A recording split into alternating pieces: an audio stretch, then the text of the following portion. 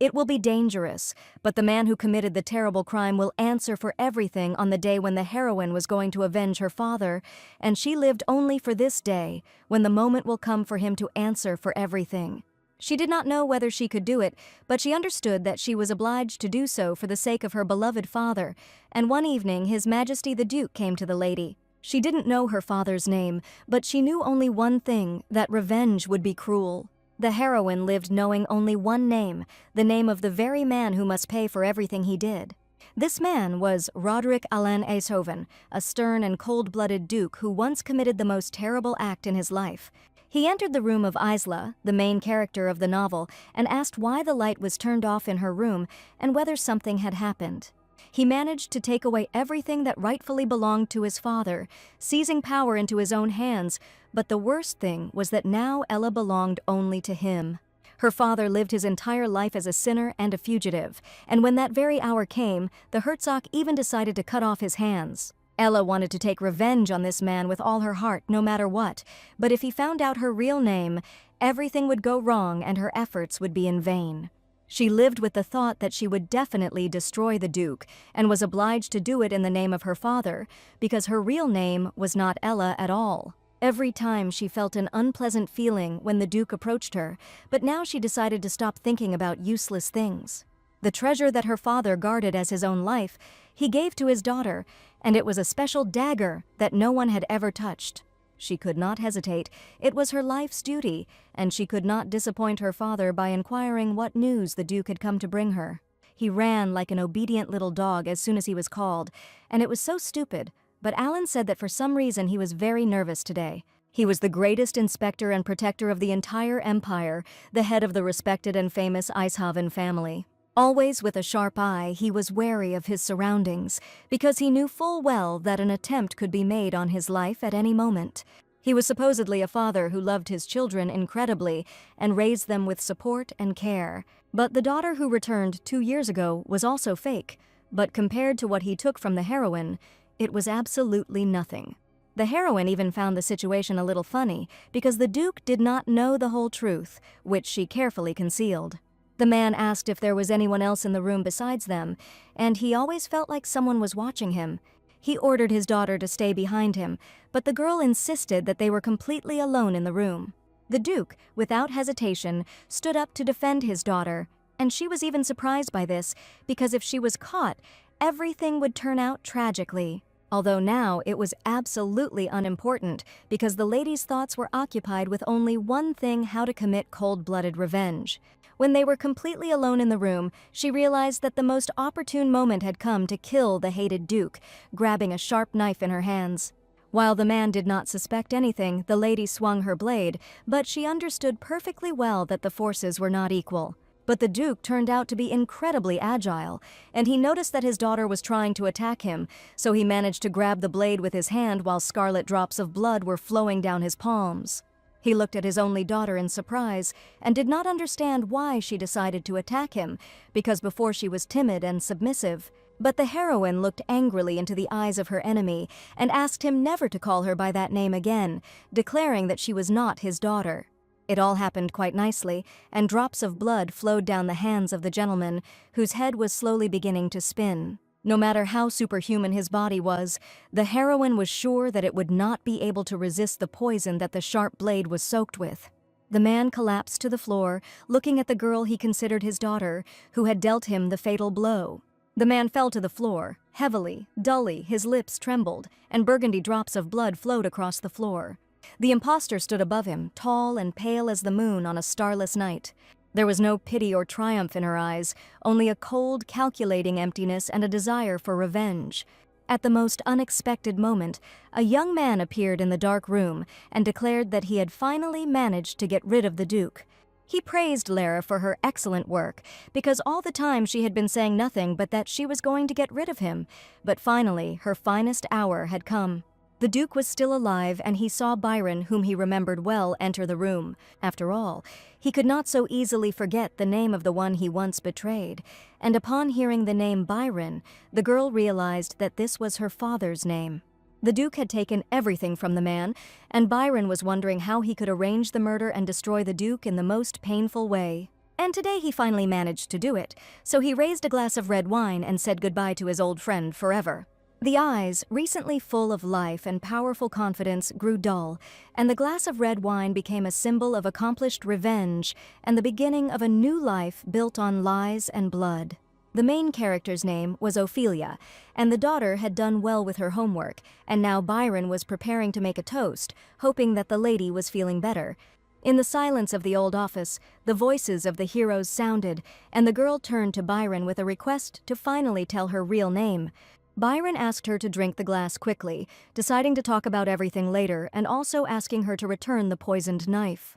The scarlet drink in her hand seemed to reflect the blood that had been spilled that evening, the blood that had atoned for long years of humiliation and lies. The candlelight danced in her eyes and a barely noticeable cold smile played on her lips, and this game had only just begun.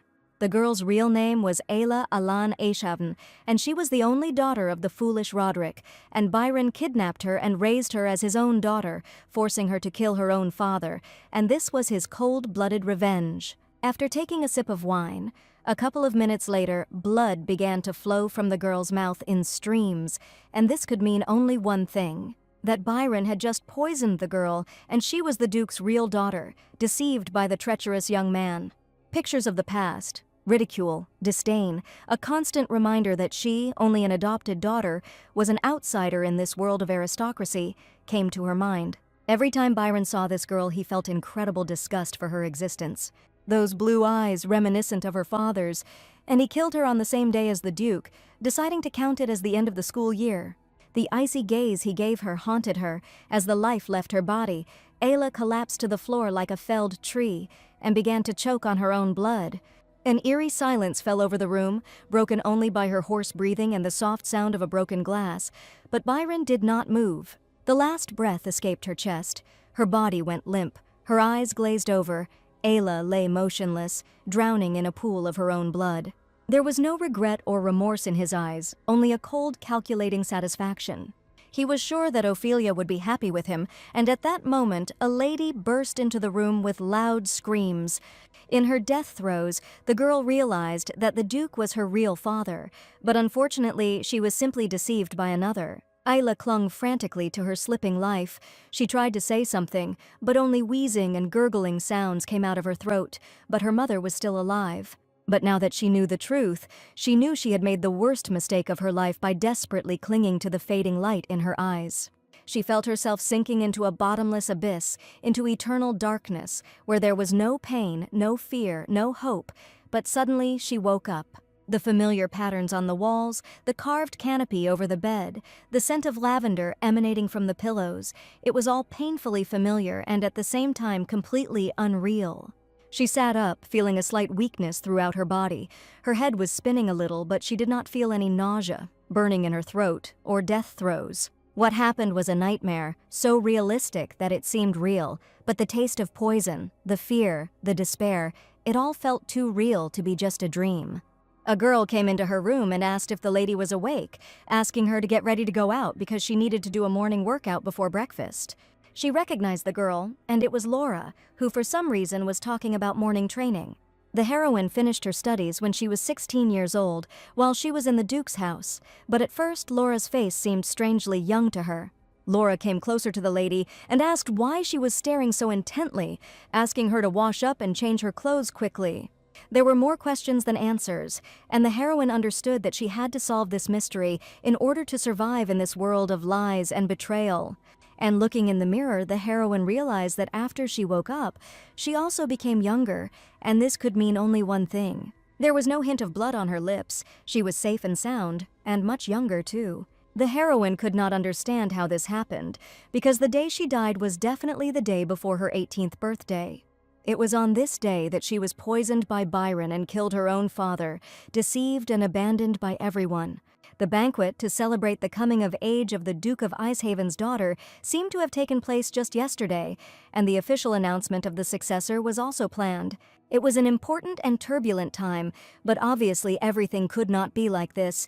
But the heroine did not imagine how this was even possible. And there remains only one option, that Ayla returned to that time, to the moment when she was still a young child.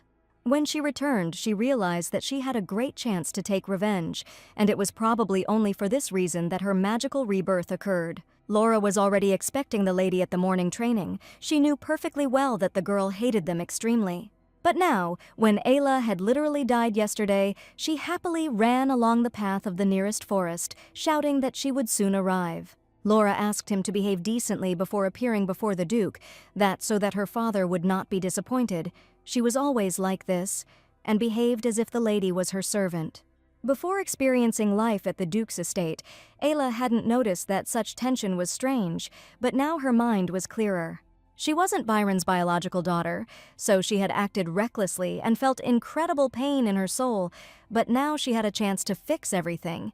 Now Ayla was going to try and look good in front of Laura and her father, because she realized the severity of her actions that affected her personality. After being reborn, Ayla felt incredibly stupid and untalented, because only now did she understand the value of her existence. She was going to change everything, and she no longer wanted to force herself to smile while going to follow orders, but she decided to point the tip of the sword in a different direction. It doesn't matter how she came back to life, she just decided to take advantage of the opportunity now. And in this life she had to steal those hands with the blood of the devil, taking revenge on the cold-blooded Byron, who tricked her into killing her own father. Claude was already waiting for the girl, and he taught her the entire time she was under Byron's command. Byron deceived the child and raised her to be a murderer, and only now the lady realized what a disgusting person he was.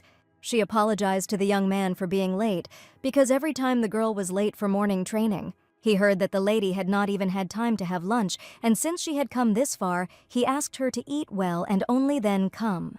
Claude had always been like this, and strangely enough, it didn't seem alien to her, because from today on he promised that the lady would learn to handle weapons. The heroine couldn't believe that training in using weapons would begin today, and it happened too quickly.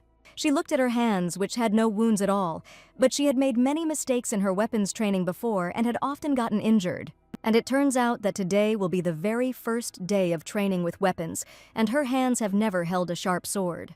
It was now a beautiful sunny summer, which meant that she would soon be 13 years old and would have 4 years left before she would first enter the Duke's house. Claude asked the lady to first stretch her entire body before training, and as always, she just ran and came back. While Ayla didn't know anything about the state of this body, I wanted to understand how strong she was now. Therefore, with all her might, the heroine ran straight through the forest, jumping over fallen trees to feel her strength. Every breath was filled with the scent of pine needles and damp earth, smells that had once seemed ordinary to her, but now felt like precious nectar. She ran, not knowing where, but feeling that it was here, in this wild, untouched nature, that her true place was. The girl's body turned out to be incredibly strong, and deftly climbing one of the trees, she saw a ruined old castle in the distance. She retained the necessary skills, so Ayla had no problems with movement at all. If she trains constantly, she will become stronger and faster than ever in her life, and perhaps she will be able to return to the Duke's residence sooner. Standing on a tall tree, she thought that perhaps it was too early for her to return there, and that she should enjoy her wonderful new life. After all, Byron placed a curse on her, which the heroine will not be able to avoid. The curse was lifted only before she entered the Duke's house one day, and she did not know exactly what kind of curse it was. She didn't even imagine how it was activated, and then she just trembled with fear, because if she insulted Byron, she would be killed. This was also quite strange because Byron, in his stupidity, let go of the leash before ultimately taking away her freedom. Besides, there were a couple of other suspicious points that the lady had to deal with. Byron, his personality, the source of capital that constantly buys, the plot of the target of the murder of an exorbitant scale, as well as her relationship with her real father. The meaning of the things that wanted to be returned, the life of her mother, a certain place that, it was claimed, needed to be returned back. Perhaps his real goal was simply to inherit the throne and great power. Ayla didn't know how she was going to find out, but as far as she was concerned, she couldn't really rebel right now. And she had to hide, keep quiet, and quietly move in small steps towards her goal, learning the details. Looking at the old castle, she realized that this was where her room was, which she immediately recognized. The room didn't fit into the layout at all. There were definitely no other doors on this floor except for it. She had to think it over carefully, because there were probably secret places in the castle that she didn't know about. The power of nature and solitude helped her sort out her thoughts a little, and the girl finally began to understand something. If she can find the secret passage, everything will be simple, and perhaps she will even learn Byron's plans or news from the outside. The heroine felt free, like a bird that had escaped from its cage. Her heart was pounding wildly in her chest, beating out the rhythm of a new yet unknown life. While the girl was running through the forest at breakneck speed, she didn't even notice how her foot landed in a deep puddle. She was no longer that weak and naive girl who was so easily deceived and betrayed. Rebirth had hardened her soul and taught her to appreciate every moment. Isla paused for a moment and looked at her reflection in the clear water, trying to capture this magical moment. In the reflection, she saw her murdered father, whom she poisoned with her own hands, following Byron's lead. Only now did she realize how similar they were, and Ayla couldn't believe that all this time she still hadn't gotten to know her father. Having promised to definitely return, she wanted to fix everything, because in her past life she made the most terrible mistake. No matter how difficult or dangerous it would be in the future, the heroine promised herself that she would definitely do it. Claude waited in his place until the lady had run a certain distance, and finally she returned to him. Now the heroine was going to change the course of all events, start over, and do as her heart tells her. Someday she will return to the place where the terrible tragedy occurred, but it will be a little later. She will once again cross the threshold of the ducal house and greet her real father and beloved mother. But the heroine knew perfectly well that now she would meet her worst enemy, calling him Dad again. Byron will call her his daughter again, and cold shivers will run through the girl's body, because she will have to get close to this terrible man again. The heroine will play her role until the very end, but now she will play only by her own rules. Isla went into Byron's office, and the young man stated that the girl had failed to conduct the training properly. He stroked her head and asked why she did it and if something had happened to her. Sitting on her knees in front of Byron, Isla stated that she was very sorry and that she had had a terrible nightmare the previous night. The girl said that the nightmare was frightening, scary, as if everything was happening in reality. Sitting next to Byron, her worst enemy, she felt his cold heart. She said she had a dream in which her father abandoned her because she was no longer useful to him. Byron still held his hand on his daughter's head, listening carefully to her words and trying to understand. She felt the touch of his cold fingers, and just his presence seemed to create a huge lump in her throat, making it difficult to breathe. Byron asked her to throw this dream out of her head, promising that he would never abandon his daughter, his only hope. He hoped that this would not happen again, and asked his daughter to wake up on time and not to shirk her training. After all, it was incredibly important to him that his daughter be obedient and follow his instructions. He assured her that the only thing that could put an end to her father's revenge was her, his beloved and faithful daughter. The man abruptly pushed his daughter away from him and angrily declared that it was time for lunch, which could not be missed. To become strong, you need to eat well, and he wanted to make his daughter his puppet.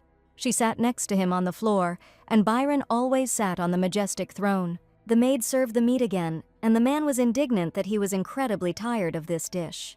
While he didn't suspect anything, Ayla looked at her fake father with anger in her eyes and dreamed that the day would come when she would kill him. The maid promised the owner to bring another dish right away, and Ala went to her room so that Laura could comb her hair. She insisted that the girl was behaving inappropriately. Her cream was specially delivered from distant lands, and she should know how much the master loved her. Therefore, Laura asked to continue to strive to live up to the owner's expectations, and under no circumstances to behave frivolously again. Suddenly, Laura pulled the girl by the hair and was indignant that she had been arrogant and late with her answers all day. Isla knew she had to endure it, because if she acted recklessly now, she would ruin her revenge, so she modestly admitted that she was simply tired. This was her first experience of learning to handle a gun, and the lady told how difficult it was for her. Laura always tried to please her master, but now she was definitely not going to let Ayla go so easily. She asked her to go to bed immediately, because if she did not want to act so meanly towards the master tomorrow. When Laura closed the door, Ayla finally exhaled, and she understood perfectly well what a terrible life awaited her. Someday she was going to make Laura pay for all her sins, but now she had another task. That evening, Isla was going to find the secret room, and her heart told her that she definitely had to be in the castle. Not knowing where to start looking, the lady glanced at the ordinary-looking wall, and it was obvious that the secret passage must be carefully hidden. Isla walked quietly through the castle room so that no one would notice her. She knew there had to be ventilation in the secret room, and the stripes on the stones could serve that function if she looked closely. Carefully touching the walls with her hands, she tried to find even the slightest clue to find the secret room. But she didn't feel the wind, and the spaces between the cracks seemed wide to her, but perhaps this was just a construction error. She had to stand on a chair to reach the highest part of the wall and carefully feel all the notches and cracks. Isla was very smart, and after feeling the entire wall, she managed to find something. The recess was small, but it was clearly noticeable. She pressed her finger against the hole in the wall, and to her delight, the wall began to move slowly, making a dull sound. She finally managed to find the secret passage, and the heroine was incredibly happy about it, but so far she could not see anything at all. Realizing that she could pay with her life for her carelessness, she still decided to go there. A staircase led down to the dark basement, and the lady, barefoot, carefully touching the concrete steps, walked down. My lord had an assistant in his office, and that evening he admitted that something was troubling him. Claude decided to talk about today's training, namely about Ayla's behavior, which seemed strange to her.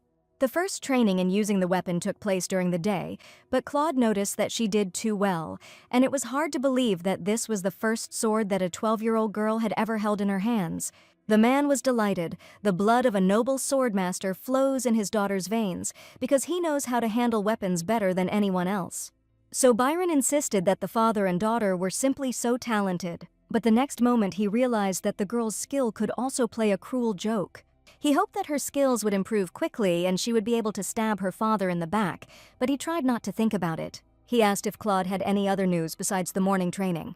That evening, Byron decided to have a good rest and sent Claude to take care of the rest of the business. A shadow symbol appeared in the window of one of the rooms, which probably wanted to get in here. All this time, Ayla overheard her fake father talking about her talent with weapons. Even though she was the daughter of a swordmaster, she had no talent at all. As in her past life, all that was left from the weapon was scars. Back then, her skills were so insignificant that she had to scoop up Byron's debt every time, but for him, everything was achieved through hard work. She decided not to give meaning to empty nonsense, but for now to concentrate on searching for clues, because in the office she would be able to find the most information. Her main goal for the night was Byron's desk, where she would probably be able to find something. There was a huge number of letters on the table, and Ayla thought that they lived in hiding and had little contact with the outside world. One letter said that someone had given Byron's proposal careful consideration, and he would also like to hunt a young lion, but the lion is protected by a wolf, and Byron has already failed in a long hunt. These words were a code, and the heroine tried to understand what was written. Someone wrote that with age, memory fades, and Byron recently went on a long foray into lions and should not forget that the proof is in the hands of even another person. This man asked Byron not to worry because he knew perfectly well what the young man was worried about. He said his hunting dogs were very useful, but he soon promised to get rid of the wolves, and the heroine suggested that she was probably the lion. The death of his own daughter's father, and such a well-thought-out plan of action, had certainly been planned for a long time, and Byron was definitely trying to achieve something. The noble correspondence is replete with veiled hints and codes, and names are hidden under the masks of symbolic animals. This precaution helps avoid open conflicts in the event of disclosure of correspondence. Harmless animals, deer, badgers were often chosen as symbols, while strong animals were wolves or twos, symbols of powerful families. While Ayla was listening to the information in class, she was only thinking about the fact that she would leave this house anyway, and was too busy rechecking her plan for revenge. During the lesson, she pretended to listen attentively to the teacher's words, but this was also absolutely useless. But now, when she read the letter, she realized that she should have listened carefully to the teacher and how the letters were encrypted. She tried again to recall memories of her past life, trying to understand who the lion represented. Now she decided to go back and get some sleep, but suddenly she heard voices and realized that the tunnel led to the utility room. Someone was talking about how they couldn't continue to feed this girl lies, and she seemed to hear Laura's voice screaming about what her father had done. There were 3 voices in the room, and one of them was Lady Capella, who had once looked after the heroine. Her husband and brother were killed and fled like hunted animals after her father's death when Laurie was only 8 years old. Capella insisted that this only proved that she did not remember the whole truth about her father's death, but Laura did not want to be spoken to as a child. The lady was sure that if the master's plan failed, they would remain outcasts forever, and she did not want to pass on the shame to her daughter. In her opinion, the Org family should not become a family of criminals, and Capella only dreamed of a place. After overhearing their conversation, Ayla realized that the three were one family, but in her past life, she had not noticed anything like that about them. Laura wanted her father to be remembered as a knight who died honorably for his master, and if possible, she was even willing to serve the daughter of an enemy. Claude tried to calm the crying Laura, who only wanted justice and honor for her family. The young man asked her not to cry and apologized because he had simply expressed himself incorrectly and thus made the girl shed tears. After hearing this conversation, the heroine learned many secrets that she did not even suspect. Suddenly the young man fell silent, as if he heard that someone was standing behind the door and was probably eavesdropping on them. He asked if the ladies had heard anything, because he had just clearly heard the quiet creak of the door. The chapel declared that a magical messenger had arrived, and if the young man had sensed his approach in advance, it meant that his senses were still acute. Claude decided to go and make sure that no one was really following them, and a magical messenger arrived. But it was definitely not the sound he had heard before, and the young man even assumed that it was just a figment of his imagination. Looking out the window, he wondered who would be eavesdropping on them at such a late hour, since only the three of them knew about this room. And only in this house could magical birds appear, snow white, forever deprived of flight. The heroine had not closed her eyes at all the whole night, and the voices of that conversation still echoed in her head. That Capella's husband and brother were killed, and that Ayla's father did something terrible and entrusted the honor of their family forever. Perhaps there was enough truth in their words, because her father Roderick really did take someone's life. Byron's revenge was just, but now Isla was sure that this should not have happened and her father was not guilty of anything. Early in the morning, Laura had already knocked on the heroine's door to check if my lady had woken up. Every day, she woke the girl up so that she could go to training and improve her skills. Laura said that the gentleman was in a bad mood today, so the lady would have to have breakfast all alone. She didn't know what had happened, but she assumed that Ayla might have done something to anger him yesterday. And Isla was incredibly afraid that Byron might have found out about her nightly forays into his office. After looking around the room, Laura was outraged that it looked like a real pigsty and ordered the girl to clean up immediately, but now her thoughts were occupied with something completely different. After all, it was Laura's job, and she was a maid, and the heroine was trying to remember if something terrible was about to happen at that time. But nothing remarkable came to her mind, and the lady only looked at the maid in surprise, who continued to shout that the girl just needed to go train and not open her mouth anymore. The heroine lost her vigilance and was so deep in thought that she didn't notice how she said it out loud. Laura remained silent, but Ayla had to find out what had happened and why the gentleman was so angry. In that case, she would have to use the tunnel again, and at that moment she was reading the letter to Byron, written 10 days ago. It was about Ophelia, who suddenly fell down and never regained consciousness since. Byron was incredibly angry because she was never sick, even in childhood, his beautiful and cheerful Ophelia. Now Ophelia was bedridden, and all this time there was no news, and even the informants in the duchy hurried as best they could. Tyrone ordered the carriage to be prepared immediately because he could not help but see how Ophelia was suffering, because in such a situation perhaps Roderick was trying to do something. He immediately changed his plans and asked to forget about his career because he could not simply appear in the clutches of this villain. Byron was thinking about how to meet Ophelia and at the same time do the right thing to avoid Roderick's eye. Instead, he decided to change his plan, deciding that he had been too overconfident all along. Surely Ophelia is dying to see him, and now he is preparing to start the hunt with a certain move. Pointing to the location on the map, the young man stated that they had not yet secured the support of the others. Moreover, now there was no reason at all to take action to put these cowardly old men in their place. He wanted to show what they were capable of, because the man was only a half-grown lion cub, and he was sure that it would be easy to kill him. Seeing the enraged owner, Claude tried to stop the master, but he knew that he would never give up on his goal. He shouted that Claude's conscience had probably awakened, and the knightly code forbade him to kill a man. Grabbing the young man by the collar, he glared angrily and whispered, asking if the girl had somehow influenced him. Claude understood his pain perfectly when the mind was captivated by the reflection of itself in another fear, which forced him to take a step that would poison her gaze with hatred. Byron saw himself as a man who could afford it, and people like him would do anything to achieve it. And if Claude suddenly decides to hesitate, someone else can take it before them. The wind outside was rapidly increasing, and the butler asked the gentleman to go inside immediately. On the street, he was not with Byron at all, but with a young gentleman whom he was keeping a close eye on. It was a boy with amber eyes and dark brown hair, and turning to the butler and flashing a radiant smile, he immediately headed towards him. Byron ordered Claude to remember once and for all that a criminal must live by the laws of criminals and nothing else.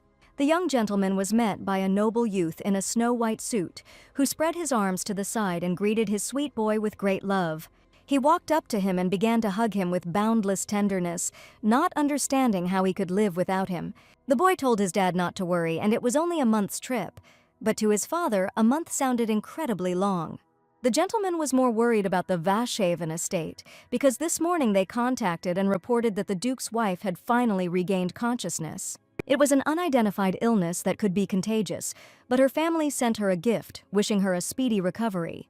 The boy was sure that the Duke would appreciate this, and the father, saying goodbye to his son, wished him to return safe and sound. The young gentleman got into the carriage, and his caring father waved goodbye to him, hoping that they would see each other very soon. The butler reported that the lady had regained consciousness, but her physical condition left much to be desired. The gentleman asked to appoint a competent doctor. If anything changes, inform him immediately, because this situation could shake the balance of the entire empire. The man was sure that now was not the time to bring up this topic with the boy. The leader would be very depressed if he found out about everything after returning.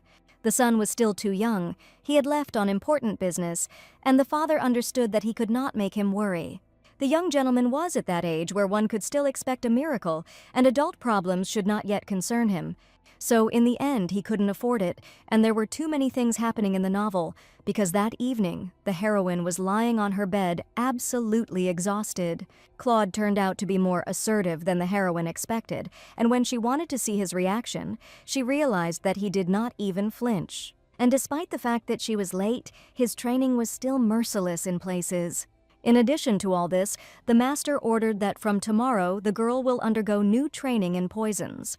The heroine did not understand what was happening here, because the training was supposed to begin only in a few years, so this life was so different from the past. Now she had no idea what to expect in the future, because she no longer had any certainty. Even though she accepted herself and the situation, she still felt awkward at such moments and really wanted someone to just comfort her.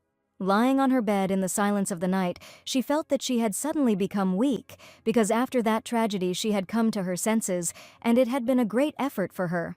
The warmth felt brighter than what she had once experienced. She missed it and wanted to return as soon as possible back to that distant future. Primus was a developed city on the western outskirts, surrounded by high mountain ranges, and its name came from the emperor. After creating the great empire of Pelez, he left behind these words, wishing to become the guardian deity of this empire. The emperor mysteriously disappeared behind the dangerous western mountains, and none of his descendants were ever able to find his remains. Soon, a tradition began to be passed down in the imperial family. The heir to the throne was required to visit the city of Primus before ascending to the throne. The youth must meet the guardian deity by performing a certain ritual, after which Pelez himself will decide whether this person is worthy or not. Eventually, a grand temple was built in Primus, and an ancient legend spoke of this. They told us during the training that with such a sacred myth, the city practically stopped developing commercially, and people focused on maintaining the tradition. At least the heroine remembered this from her lessons, but still one question tormented her. Why did Byron need to go there when the gentleman had just recently reported it? Time flew by. 3 days had already passed since the heroine had fainted from exhaustion, after which she decided to check Byron's room again. Perhaps his trip was connected with a lion hunt, and no other clues helped her figure it out. And also, the gentleman seemed to have burned all the letters, so Ayla decided to pay a visit here a little later. Come to think of it, this journey seemed familiar to her, judging by the way it felt. There were times when she went for walks with Byron, but most of them were ordinary journeys from one place to another, and each time she was thrown into a carriage with her head wrapped in rags. But once, just once when they were moving, he even made her drink a potion to disguise herself. And then he threw her out in the hotel without any explanation, and the heroine didn't know what was going on here, so she just waited. Perhaps he was afraid that she would run away while he was gone, but in any case, it would be nice if Byron took her with him next time. Find something else in the office. The heroine understood that she would not find a single clue here. But suddenly she heard a voice, and that voice belonged to Claude, who had suddenly been called by the master. The heroine realized that things were too bad because she had no idea what Byron had planned. And now all she needed to do was immediately escape from the office so that no one would catch her. In the middle of the night, Laura suddenly woke up with a strange feeling of uneasiness and anxiety that engulfed her entire body. She rose from the bed as if she felt something and decided to examine the castle. Suddenly, a bright light from a lantern illuminated Laura's room, and it was Claude who came up to her room. The heroine managed to escape from the office very quickly, and this time she was very close to failure. No one had ever come to check on her so late at night, and probably one of the heroes suspected something. She heard loud footsteps and knew Byron was heading towards her room, so she turned over on her other side and decided to pretend to be asleep. She tried to imagine that this was her loving father, and tried to look happy in order to play her role truthfully. Byron appeared right behind her, and the girl lay in bed, not breathing, shaking with fear. The lady turned away on purpose so that the young man would not see her frightened look, but his heavy breathing alone made her feel incredibly creepy. She felt that Byron was trying to touch her, and the lady covered her mouth with her hand to keep quiet. After all, it was definitely not for nothing that Byron came to check on her at such a late hour, which had never happened before. He placed his hand on the sleeping lady as she tried not to tremble with fear, pretending to be asleep. For some reason, Byron was not going to leave, and continued to stand next to the bed of his fake daughter. She tried to look like an ordinary awakened lady, so that the villain would not suspect anything. Smiling in a gentle voice, she asked why her father had come so late, and whether he really wanted to see her. Suddenly, Claude also entered her bedroom, and the master was indignant at who had allowed him to enter. Isla sat on her bed, covered with a blanket, and looked at Byron with the most tender gaze. Suddenly, the gentleman declared that she was not Ophelia at all, and he had woken up his daughter for no reason at all. Claude stood behind the master and did not understand what was going on in her room, why the master was here. Isla pretended not to understand anything with an innocent face until Byron asked her to go to sleep immediately. She wished her father good night as if nothing had happened and covered herself with her blanket. But the girl's heart was still pounding wildly even when Byron left her room and slammed the door behind him. What she feared most was that Byron had realized that she had been pretending all this time. And probably Claude noticed all this and followed her, and now the girl had to figure out what to do next. The heroine's training took place literally every day, and her early morning began with lessons on poisons. She needed to put 1 drop into a glass flask to test the effect of the drug. But today she was so confused that even Claude noticed it and asked the girl to calm down a little. He asked her what she was thinking about so hard, since she had a strong poison in her hands and she needed to concentrate, otherwise she could put herself in danger. Ayla had an incredibly hard time concentrating today and was scared that she might have been caught last night. She watched Claude closely, but the young man did not seem nervous today and looked quite calm. It's quite possible that he simply didn't show anything, but the heroine couldn't stop thinking about it for a second. Suddenly, Claude asked if the lady had been pretending to be okay yesterday. Yesterday, the gentleman was too drunk to remember anything, and after his words, everything inside Ayla seemed to turn upside down. Claude warned the lady to be more careful next time because if Byron remembered, he would not take what happened lightly. And no matter how upset the lady was, these words certainly did not describe the situation. Claude noticed that the lady had been eating alone and exercising a lot lately. It was obvious that she was feeling depressed. The young man probably meant that the lady was simply throwing teenage tantrums, but after his words, she sincerely thanked him. Taking advantage of the moment, she asked what was happening to her father lately and whether she had done something wrong. Claude confessed that the lady was definitely not guilty of anything, and the girl asked if it was because of someone named Ophelia. Last night, she had definitely heard him call her mother's name, and it was a great time to ask Claude about it. The heroine hoped to receive a useful answer, because now was the best time to find out some details. Claude confirmed her words that everything happened because of Ophelia. It was because of her that the lady was here, and the gentleman refused to look the truth in the eye. Suddenly, the young man asked the girl to open her mouth for a minute, and the heroine was surprised that he really wanted to give her poison to drink. She trusted Claude, but still decided to ask why he asked her to do this. But before he could say a word, the young man put a delicious pink candy in her mouth, and he probably wanted to please her. The heroine felt an incredibly sweet and pleasant creamy taste and completely forgot what she had been talking about before. It definitely tasted like strawberry candy, so sweet it was impossible to speak. Claude asked to keep it a secret that he gave the girl a strawberry candy and under no circumstances to tell anyone about it. This concludes today's lesson, and tomorrow the lady must set out on a journey, and it would be wise to conserve her strength. After the lesson, the heroine was going to go upstairs, but Claude warned her that she could finish eating the delicious candy later. Suddenly, the girl asked if the young man was behaving this way towards her because he simply felt sorry for her. The gentleman recently asked him about the same thing, and the young man thought about the answer for a long time and decided that this was not the reason at all. It was unclear what he meant, but it was even more unclear what Claude actually felt. The taste of this candy seemed both sweet and bitter at the same time, as if sadness and joy were mixed in it. The day of departure soon arrived, and the servants were busy packing up the luggage that they had to take care of. Fortunately, Byron took the lady with him again, and Laura extended her hand and asked her for something to eat. The heroine didn't want to take the disguise potion this time, but she had no choice and had to drink it, experiencing the terrible taste. The effect lasted only a day, so Laura warned the girl that she would have to take it every morning and not show herself outside once the effect wore off. She was completely prepared. She was lucky that Claude left first, because if he hadn't done so, she wouldn't have had time to prepare the sleeping pill. She had a bottle of sleeping potion in her pocket, and thus she thought it would be easy for her to slip past Laura. But will the heroine be able to stop Byron's plan? Because this man was very careful and noticed every little detail. Isla hadn't seen a detailed written plan and had to guess Byron didn't have many minions. This time he did not take with him a sufficient amount of money, and the only one who accompanied him was Claude, his bodyguard. Even if something went wrong, the heroine bet that only Claude would act, because he was the only strong person in this group. And if she follows him, she will definitely be able to discover something she has been looking for a long time.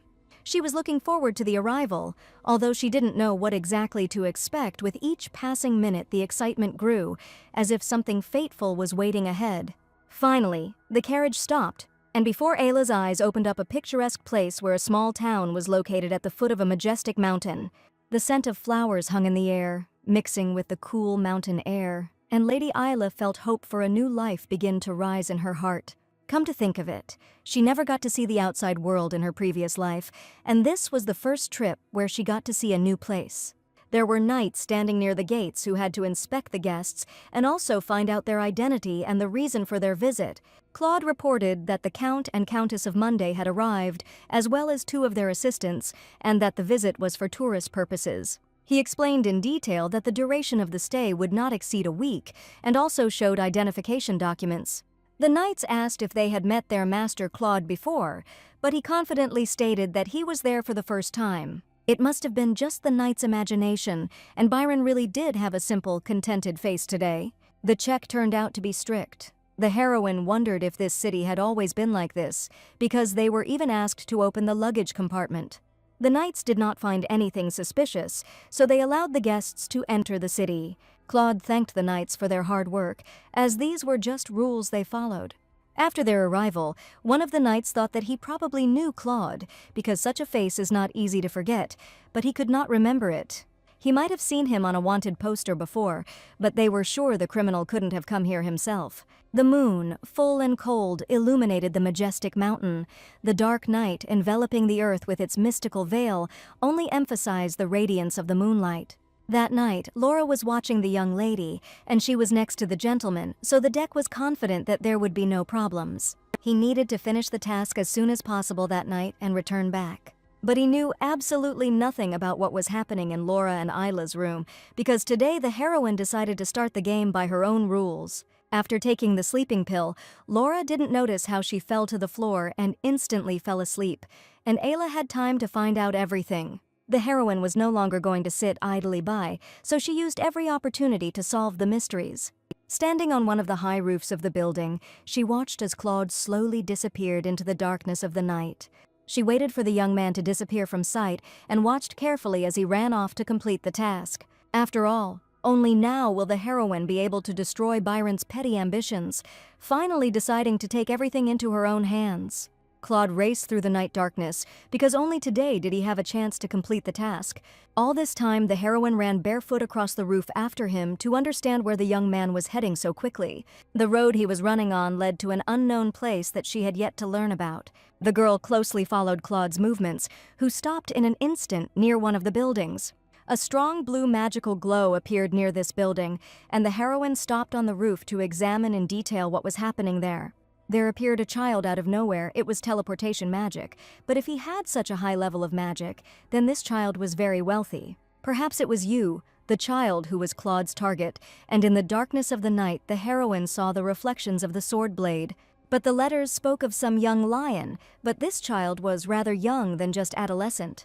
Isla watched the child carefully. He probably wanted to go somewhere because he appeared there unexpectedly, and there was clearly a reason for this. Holding her breath, the heroine watched his movements, but the alley into which the young gentleman went was almost always empty. For some reason, the young man was unaccompanied, and it seems that this was a completely unusual matter. Taking a deep breath, she pushed off the edge of the roof and jumped down. In the blink of an eye, the world turned upside down, and the whistling wind deafened her. Ayla knew she had to act quickly and decisively. Adrenaline was pumping through her blood, dulling her fear. The wind ruffled her dark hair, and the cold penetrated to the bones, but she did not retreat below. There stood a boy. At that moment, his amber eyes lit up with an unearthly light, like two precious stones illuminating the darkness. As she rapidly approached the ground, she concentrated. Time slowed down, allowing her to calculate each step, and the boy managed to see how the stranger extended her hand to him. Literally a second later, everything changed, and Claude was holding a sharp knife in his hands, preparing to deliver a fatal blow. But when he approached the place where the young master was, he saw only emptiness. I don't understand where he went. He quickly ran down the dark alley, hoping to find the young master because he needed to complete the task right now.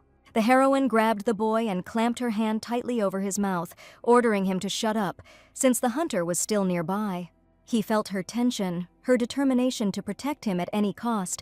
Lady Isla slowly shifted her gaze, trying to catch every sound, every rustle. Her hand, soft but firm, came over his mouth, cutting off any sound, any sign of fear that might give away their hiding place. When the danger finally passed, she removed her hand from his face, and the frightened boy could not understand what was happening here. He asked the girl if she was an angel because she suddenly fell on him from the sky and just saved his life. The smell of dust and dampness tickled their noses, and their throats were dry with excitement, and they needed to wait for the hunter to leave. A terrible murder was supposed to happen that night, but only thanks to the heroine the boy remained alive. The knights were ordered to find the hunter immediately since he could not have gone far, and from that moment on the guards were on the alert. One of the knights took charge and ordered that anyone suspicious be tracked down and arrested immediately. The commander was informed that traces of teleportation magic had been discovered, and the young man asked everyone to be careful. The lady took the boy to safety on one of the rooftops of the buildings, which offered a beautiful view of the majestic mountain. If she could, Ayla would take the boy back, but she couldn't let anyone notice her. The boy asked not to worry about him because he had come himself, so all responsibility lay with him. What was more important to him now was that the lady might have been hurt, and he asked her about it with concern. When Ayla fell, she had gotten all her clothes dirty, and if she came back looking like that, she knew she could be found out. The young man held out his hand, which held a magic scroll, and he could probably help now. It was a magic scroll with a spell to cleanse clothes. It had to be torn by reciting the spell. And after just a couple of seconds, the heroine's clothes became snow white again, as if she had never left her room. The young man was happy that he was able to help, while the heroine was worried that the scroll was probably very expensive.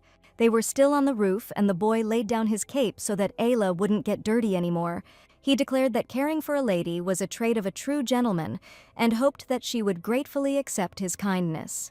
Since there was still time before returning, the hero would not mind chatting with the young stranger. Ayla noticed that this boy really knew a lot for his young age, which was extremely surprising.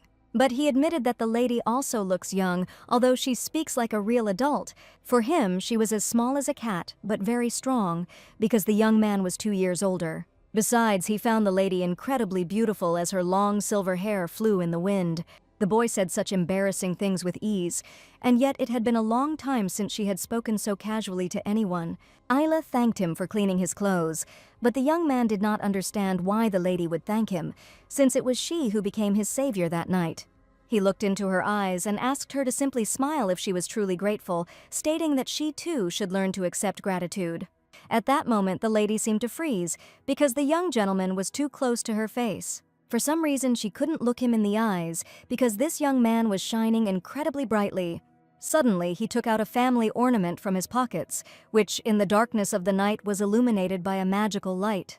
The young man asked to accept this as a gift, as a sign of his gratitude for his savior. This was a magical brooch, and the boy was sure that it would perfectly suit the image of the young lady. Isla didn't know how to behave in this situation until the young master asked her not to refuse and almost put the precious brooch in her palm. Suddenly he realized that he had not even learned the name of his savior while she was examining the incredible brooch. The boy's name was Winfred Pelez, and upon hearing his last name, the heroine finally understood what was going on here. This surname belonged to the imperial family, and this meant that the young man was a member of the imperial family. Winifred turned out to be the crown prince of the empire and admitted that he was very glad to meet the pleasant lady. Now all the puzzles in the girl's head instantly came together, and probably Claude wanted to kill the young heir. And now she found herself drawn into this story, where she became the savior of the crown prince of the empire. And only the quiet rustle of the wind walking along the mountain slopes disturbed this idyllic picture. All this time, Claude tried to find the boy, looking into every corner and alley of the small night town. The gentleman suddenly disappeared without a trace, and Claude wondered where he could have gone. There was no sign of spatial magic being used, and if it had happened, Claude would have noticed it right away. The Imperial Knights were already looking for the Crown Prince, and that night they literally walked down every street. The number of soldiers was gradually increasing, and Claude had to find the Crown Prince and deal with him as soon as possible, because this was the only opportunity. One of the soldiers managed to notice him, and the young man shouted loudly for the fugitive in the black hood to stop in place. This area was under the special jurisdiction of the Imperial Guard, and there were definitely no outsiders here. Therefore, the knight, holding out his sharp sword, asked why the young man was here at such a late hour. He asked to see his ID and give his name, and Claude knew he was in a critical situation.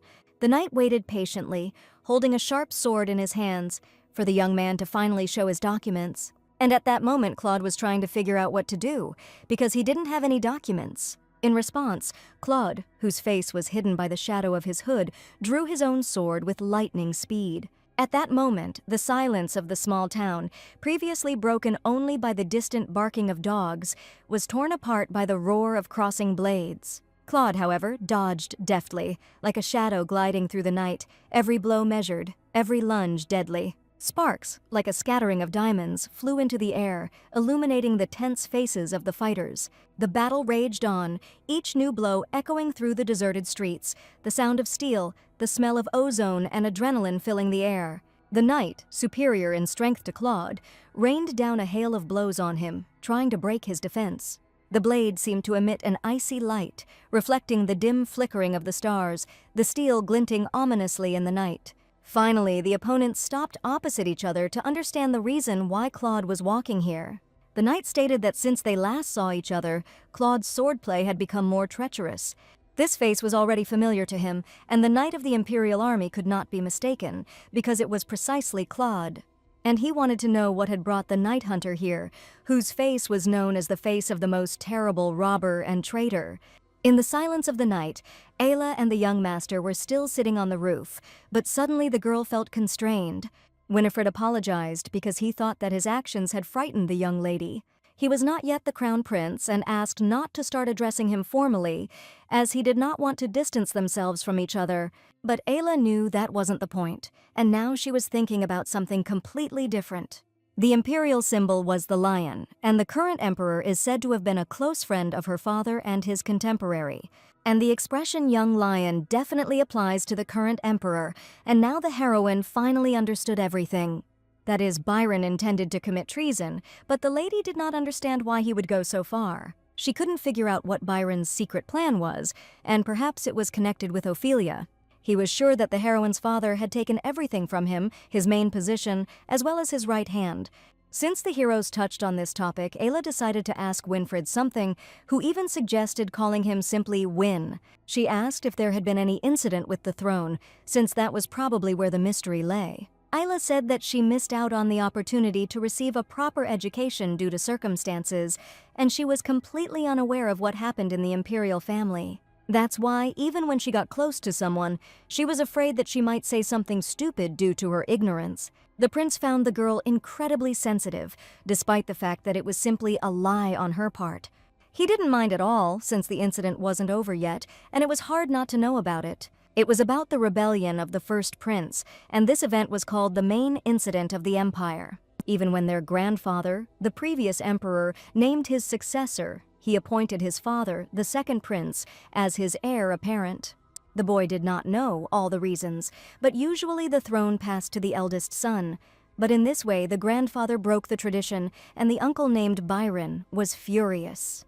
He considered him a man with great powers of persuasion, and with just one word he was able to unite several noble houses, and eventually he raised a rebellion while his father was traveling to Primus. Only the girl and the Imperial Guard remained in the courtyard, and when things were going really badly, one man suddenly burst into the house.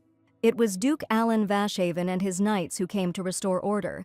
With the arrival of the strongest master, the sword of the Empire, the rebellion was quickly suppressed, and the traitors who were captured were stripped of their titles and executed. Those who managed to escape were put on the wanted list, and Wilfred's uncle was on the list, so he kept a close eye on the ads. That's why the boy's eyes were the same color as Byron's, and Ayla decided to ask if they were close. The boy just laughed because he was only 4 years old then, and it happened about 10 years ago. To be honest, he never even met him in person, and everything he told was the topic he was taught. But 3 years ago, a terrible event happened, and the boy's grandfather died unexpectedly. His father didn't want him to know the truth, but it seems his grandfather had other plans, and he confessed to his grandson his desire for him to become the crown prince. Father was outraged, because it was still too early for Winifred to accept this title, but grandfather was sure that wisdom comes with the position. His uncle was still at large and walked the earth, and could return at any moment to attack his father. So he urged the boy to study hard and stay close, and this was his grandfather's last request. That day, with tears in his eyes, the boy swore that he would definitely fulfill his request and would never let his beloved grandfather down. Before his death, he promised to become a crown prince worthy of the empire, fulfilling his last wish. He promised to definitely protect his father, but now that the young man had completed the ritual, he wanted to grow up quickly, to help his father capture his uncle and bring peace to the empire, and that was the boy's true dream. Winfred didn't notice how he was distracted from the explanations, because he had no one else to talk to about it. But he noticed how the girl looked at him strangely, as if she understood all his worries. Likewise, the heroine killed her father in the distant future, and it is quite possible that because of her, this kind-hearted boy died and the empire fell in the end. But ever since she returned to the past, she has been burning with a thirst for revenge.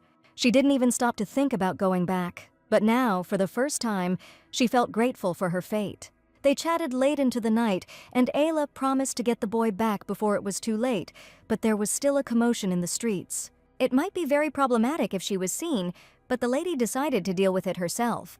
Now that she knew Byron was a traitor, she needed to investigate more thoroughly, and there was not a minute to lose. She decided to return the precious brooch to the future prince, admitting that she did not deserve it at all. But the boy was indignant because he had just recently asked the lady not to say this. After all, today she became his savior and deserved gratitude, but for some reason she continued to reject it. It was not easy for the heroine to accept such things, and she could not accept that she had actually helped someone. And not just to someone, but to the future heir to the empire, who was incredibly grateful to her. A warm magical light appeared next to the heroes, and the heroine immediately noticed it. Winfred had a magic box in his hands. It was usually not visible, but if you called it, it would immediately appear. He promised to give it to Ayla so that she would keep his gratitude and would never dare to return it back. This was too much for Ayla, and she was very afraid to accept such an expensive gift. Winfred said that if she had accepted his gift with such anxiety, it certainly would not have come to this. And if she rejected him, he would give her something even more grandiose, and he was even going to look at what magical tools he had with him. He showed a brooch that was a magical tool and changed color over time, and it was a very useful thing if you didn't have a watch with you. The brooch was indeed useful, and Ayla even wanted one for herself, but for some reason she was sure that she couldn't agree to more. The person who created this is the most powerful magician in the world, and they even put a protective spell on it, so the girl will never get into trouble because magical things in the Empire leave traces after use. Winifred asked the lady's name again since she had brushed it off earlier, but he needed to know it in order to transfer ownership of the magical instruments. The fictitious name was not suitable in any way, and the lady decided to simply change her surname, calling herself Ayla Heiling. By giving his name, the young prince, by right of ownership, transferred these magical instruments to a girl named Ayla. The name even seemed familiar to him, but perhaps the boy was mistaken. Now the lady had a box with magical things in her hands, and she could not even imagine that such a miracle would happen on one ordinary night. All the magic items belonged to Ayla, and to summon a magic box, you just need to make a whistling sound. An awkward silence hung between the heroes because the heroine knew that she couldn't whistle at all. She felt awkward because the young man spoke about it as if everyone should be able to do it. She became embarrassed and blushed, and the young man continued to laugh louder and louder because the lady was inept at making a whistling sound. The battle between the Imperial Knight and Claude was still ongoing. Their forces were almost equal. Claude, on the other hand, moved like a ghost, his sword, light and deadly, dancing around the knight's blade, parrying the blows. He was as fast as the wind, and his blows were like snake bites, precise and deadly. The knight flinched, and a fleeting grimace of pain was reflected on his face. Claude, without wasting any time, continued his onslaught, raining down a hail of blows on the knight, forcing him to retreat. The knight asked Claude not to act like a fool. He did not deny the fact that the young man was an excellent swordsman. He even seemed to be a step above his own brother Bayfold, who was also famous throughout the Empire. But he was sure that this was all he could do, because Claude clearly wouldn't be able to defeat all these people. The knight's guard arrived, and he ordered Claude to surrender, for the law would judge him fairly. Claude did not want to be defeated, but he knew that he could do nothing against 3 knights. The knight's blade slid across Claude's shoulder, leaving a bleeding wound on it. Claude recoiled, and the knight, taking advantage of the moment, unleashed all his fury on him. The fight entered its decisive phase, and each of the opponents understood that the next blow could be the last. Claude gave him no respite. He attacked with relentless fury, like the embodiment of death itself stalking its victim. Not a drop of blood was shed in the battle, and only a small cut on Claude's boot appeared unexpectedly, but at that moment he managed to enter the magic circle. The bright glow could be seen from afar, and it was a sign of the use of strong magical powers. Blinded by the powerful advice, the knights closed their eyes because it was impossible to open them due to the magical radiance. Claude had a hidden tip, and the knight called him a coward when the boy suddenly disappeared using magic. Standing on the roof, the heroes saw a magical pillar of light that soared straight into the black night sky. This indicated the use of a magic scroll, and the boy panicked that something serious had probably happened there. The heroine immediately realized that Claude was being chased, and this color would now attract attention, so it was definitely time for them to leave. Coming down from the roof, Ayla asked the young man not to run around the street so late anymore. Apparently the mercenary would continue to hunt him. She helped him jump off the roof, catching him deftly with her hands, and now the boy definitely needed to hide in a safe place. Ayla wasn't about to reveal all the secrets, but she knew that this mercenary was sent by Uncle Byron. She told the future prince about this, and now he completely stopped understanding who this girl was and how she knew about it. They ran down the dark street to find shelter as quickly as possible, and now the young man had many more questions. The heroine stated that very soon he himself would be able to find out who she was, because soon all the secrets would be revealed. She just wanted him to convey a message to her parents that was extremely important to her. Even though she couldn't meet them now, she asked the future prince to tell them to wait for them a little longer.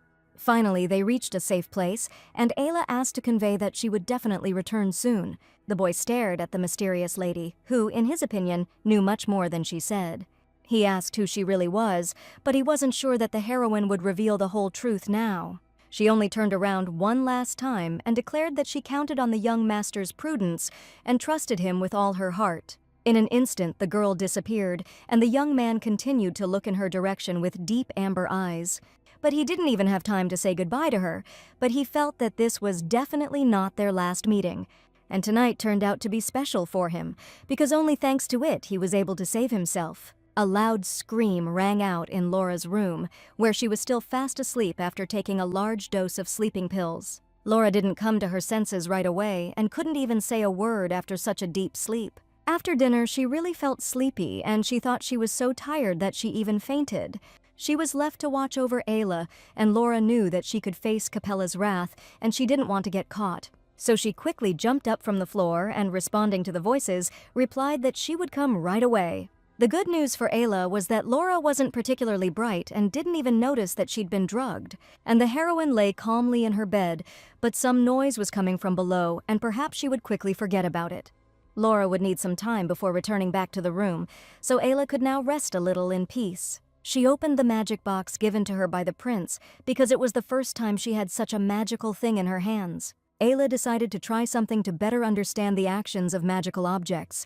She took out a brightly glowing brooch that had strong magical properties. The young man even changed the method of calling, because the girl did not know how to whistle, but she was very good at snapping her fingers. When they were sitting on the roof, he told them that they needed to use mana to cast a spell, and that he had been taught this by the most powerful magician in the world.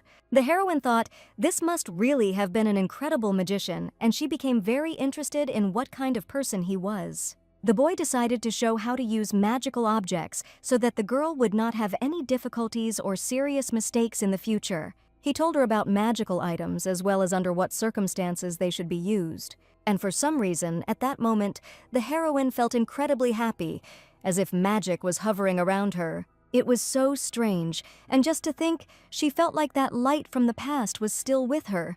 Suddenly, voices were heard outside the door, and Ayla clearly heard that Claude still had not returned. It seems there was a clash with the Imperial Guard during the night, security has been increased, and there has still been no news from Claude. Mother asked Laura not to make a fuss, because now was not the time, but the girl wanted to find her uncle as soon as possible, but the first thing she needed to do was send a letter to the temple canceling the visit. Capella ordered an immediate revision of the trip budget and asked Laura not to do anything stupid and to keep a close eye on Ayla. Did they really plan to go to the temple, given Byron's personality and his desire for three? Perhaps he wanted to kill Winford tonight and then hold the ceremony of initiation into the Crown Prince. And if this is really the case, everything falls into place. It was quite obvious what picture Byron wanted to paint. His main goal was the imperial crown, and it was simply disgusting. Even if the heroine had never been to the temple in her past life, in any case, the assassination attempt seems to have failed. Her intervention led to the disappearance of Claude, who has never returned. To be honest, this was a problem, and all future events would be distorted, and the heroine's actions could be limited. But she did not regret it at all, because she managed to save the human life of the noble future prince. And now the heroine absolutely didn't care whether the course of the novel's plot would change, but the most important thing was that Winifred remained alive. Thanks to her acquaintance with Winford, she was able to obtain something very valuable, no matter what her future would be, and now she was preparing to gather courage to overcome all obstacles. The Lady Knight went to Winfred early in the morning and admitted that she was ready to accept any punishment. The boy was not at all angry that the knights were unable to help, because the most important thing was that he remained alive, and what happened was simply a mistake. But the lady was sure that it was all because of the Crown Prince's weak escort. His crime was that he allowed the murderer to escape. The young man had already written a report to His Majesty and suggested that they talk about it later, but for now they should focus on finding the escaped mercenary. The streets were searched for Claude, but no one had seen anyone like you with such a wound, and the guards also confirmed that no one had escaped from the city. The magic scroll played a huge role in the fight, and if you think about it, could the fugitive really afford something so expensive? The knight considered this her mistake, because she had not predicted anything like this, especially since the fugitive could use an expensive scroll. The illegal scrolls were much more expensive than the legal ones, and even the young man could not understand how Uncle Byron could afford it. Primus is on the western border, where there are too many divided paths, half of them leading to rural villages where there are no guards. The young man decided to go to the capital instead, since they had no choice but to let impatience and diarrhea take the first step. Despite all the suffering and death threats, the young man still remained calm at such a young age. He asked them to reduce the amount of luggage as much as possible, as they had to hurry and it would be good if they took simple food. The boy behaved too calmly and even asked to load a few more books into the carriage. And the Lady Knight stood there completely perplexed, because the boy had definitely never behaved like that before. Winifred merely stated that he needed registers of all the nobles known to the Empire. After the assassination attempt, the young man was absolutely indifferent to what had happened, because his thoughts were occupied only with finding a lady named Isla Heiling. He clearly remembered that he had heard this surname before, which meant that she definitely belonged to a noble family. He decided to start searching for his local nobility, and if it was some important political figure, then he would not be able to forget such a name. The expression on her face when she made her last request was extremely desperate, and the young man intended to find her. To avoid feeling awkward the next time they met again, Winfred decided to study everything thoroughly. Now the security guards at the entrance to the small town thoroughly checked every person entering. The locals were outraged that they were being held back even when they had simply left the city, but the knights asked them to leave everything they had with them. For innocent people, it was like a bolt from the blue, and many feared that their products would simply be confirmed and no one would take responsibility. But the guards had no choice, and it was the order of the Imperial Guard to thoroughly check everyone who wanted to cross the threshold of the city. His Highness the Crown Prince was leaving the city today.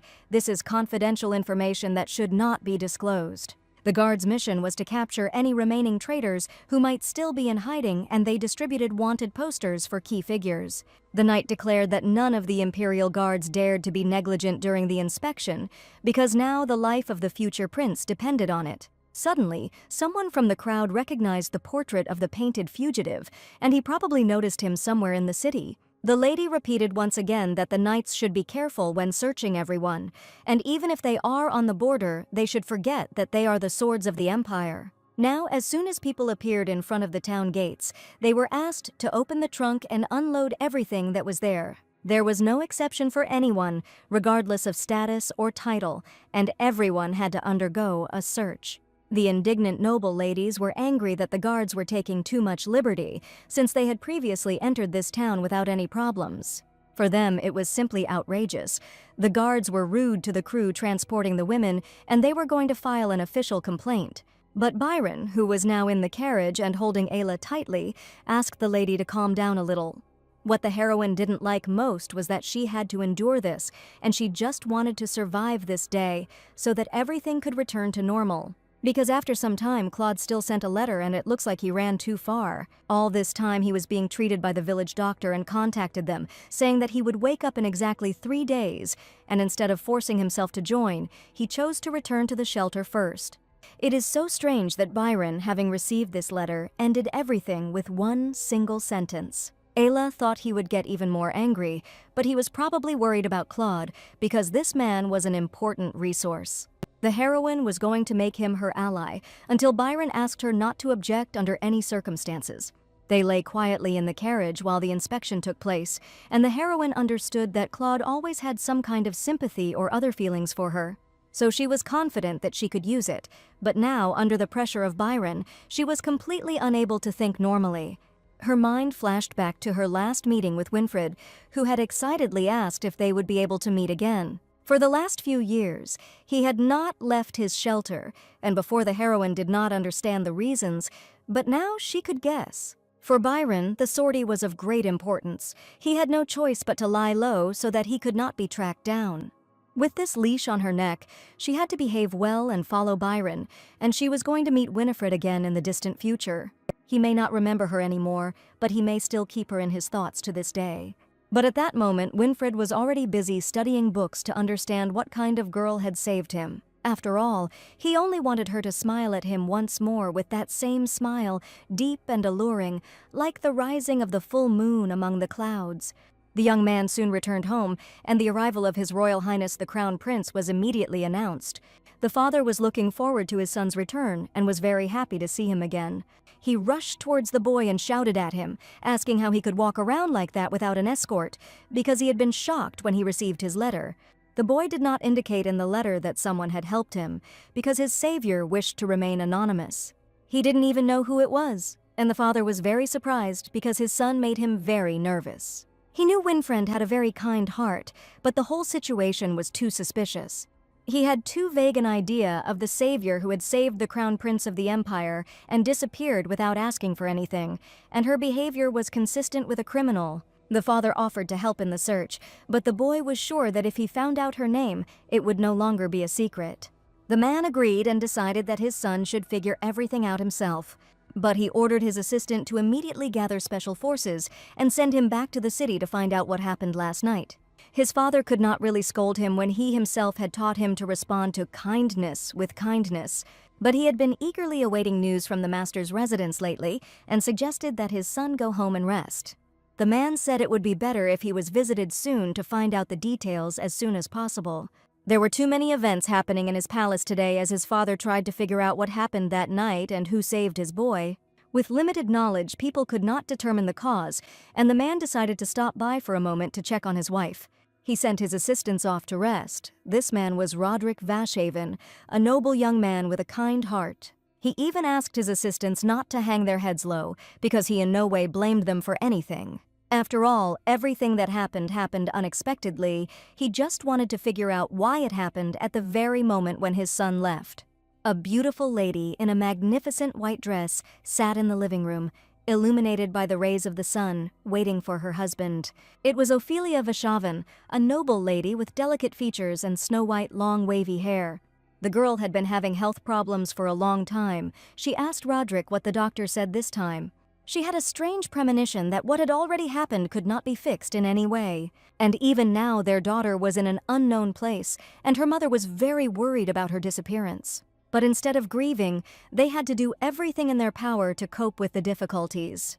Roderick's look was extremely sad, and the lady immediately noticed this because she perfectly felt her husband's feelings. In his hand, he held a letter from His Majesty, and the lady tensed because these letters did not come just like that. She was ready to learn any news, but this particular news shocked her. After all, he wrote a letter that Byron had already begun to act and began to carry out his grandiose plan. A red glow appeared over the city. It crawled across the sky like a giant bloody hand, painting the familiar silhouettes of buildings and houses in ominous shades. Byron had long since given his assistant the appearance, and on a crimson night Claude arrived at the palace. Throwing open the door, he angrily entered the hall where his master should have been. Byron saw his old friend and said, "Has the imperial family finally sensed the danger that will soon overtake them?" Claude quietly said that he was glad to meet Byron, and the man had probably been waiting for him for a long time. Byron thanked the swallow for the journey he had made, because this time it had been too difficult and dangerous. He asked someone to spare him the pleasantries and wanted to start negotiations as soon as possible. He called Byron a traitor because he had been stripped of his title of prince and was in no position to greet him. Behind Byron, on the throne, sat a gentleman who was also waiting for his appearance in order to finally find out everything. Byron was outraged. They decided everything without his knowledge because he did not know any details of what happened. And were they really going to pass another verdict behind his back, calling the first prince trash that needed to be gotten rid of? All this irritated Byron incredibly, and he wanted to carry out his plan as soon as possible, but he did not expect any obstacles at all. Being the eldest son of the imperial family, he angrily declared that this was simply incomprehensible. The man screamed, "He is destined to reign at the pinnacle of glory in the country, but they continue to look at him like trash." Claude was sure that it was because Byron's ambitions only exceeded his merits, but the man angrily ordered him to shut his mouth. He was sure that Claude had been the first to propose making his brother crown prince, but Claude had said nothing of the sort to His Majesty. The angry gentleman asked him to stop pretending to be innocent, because he thought he knew everything perfectly well. Claude gave the young man a chance to stop all this as his last favor, because if he continued in the same spirit, he would be executed on this very spot. But Byron considered Claude the source of all his misfortunes, and looking back, he now understood a lot. The place of his exile became the Vashhaven estate, but for some reason Ophelia preferred any man over him, and even abandoned his own body. The man sitting on the throne turned to the Duke and said that if he was doing all this out of concern, then there was no need to be so needy. He had insisted that the young man look after his son all this time, but now he realized that he was completely hopeless. And the eldest son will have no hope of inheriting the throne because he has already shown what he is capable of. He asked him, even if he had to kill his son, the most important thing was to stop this man.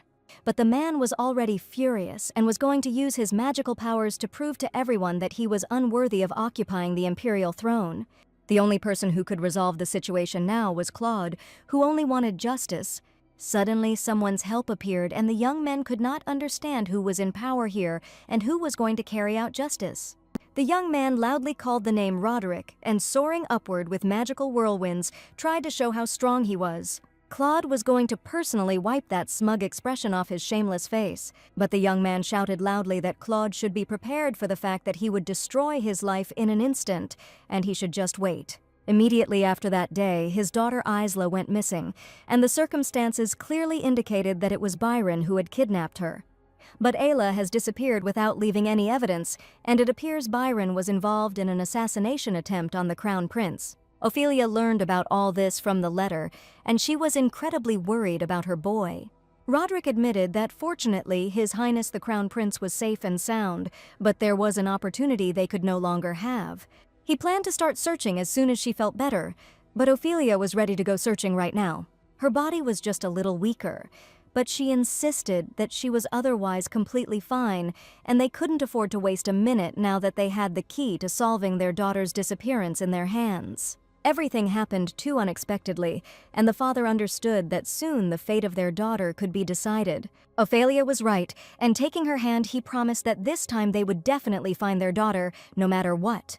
3 long years passed after their conversation, but the search for their daughter led to nothing. One snowy winter day, the heroes followed the indicated path, leaving snowy footprints behind them. He admitted that the lady had matured a lot, so much so that he didn't even recognize her right away. It was Ayla, and her achievements in physical fitness, swordsmanship, and even poison resistance were probably strong because of the blood flowing through her. Seeing the expression on the face of the young man who approached her, she felt that it was not at all the expression she was used to. After all, Claude himself stood in front of her, who now frightened her. But the young man noticed that the lady's character had changed, and now she looked like a warlike, strong girl. He suggested talking about the next training session because the skill needed to be improved every day. Suddenly, a magical messenger bird flew towards them, flapping its snow-white wings, and Claude probably had something in mind. Perhaps the future had changed again, and now the heroine could not predict the course of events. Claude merely suggested calling it free time, when everything around ceases to be measured in minutes and hours. Ayla didn't understand what free time he was talking about, but Claude wasn't going to teach her anything now. In his hands, he held a letter that the girl needed to know about right now. He stroked her head as if she were some kind of treasure to him, something he cared about and cared about.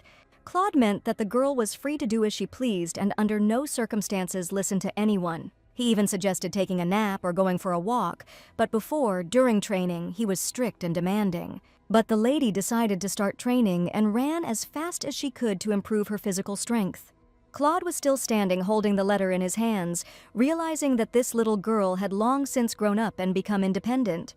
She had been trying to get closer to Claude for a long time. Sometimes she was even affectionate with him, but recently he had become even more so towards her. Everything had changed. The future continued to change, but she was very afraid that this would lead to a stream of events that would no longer be under her control.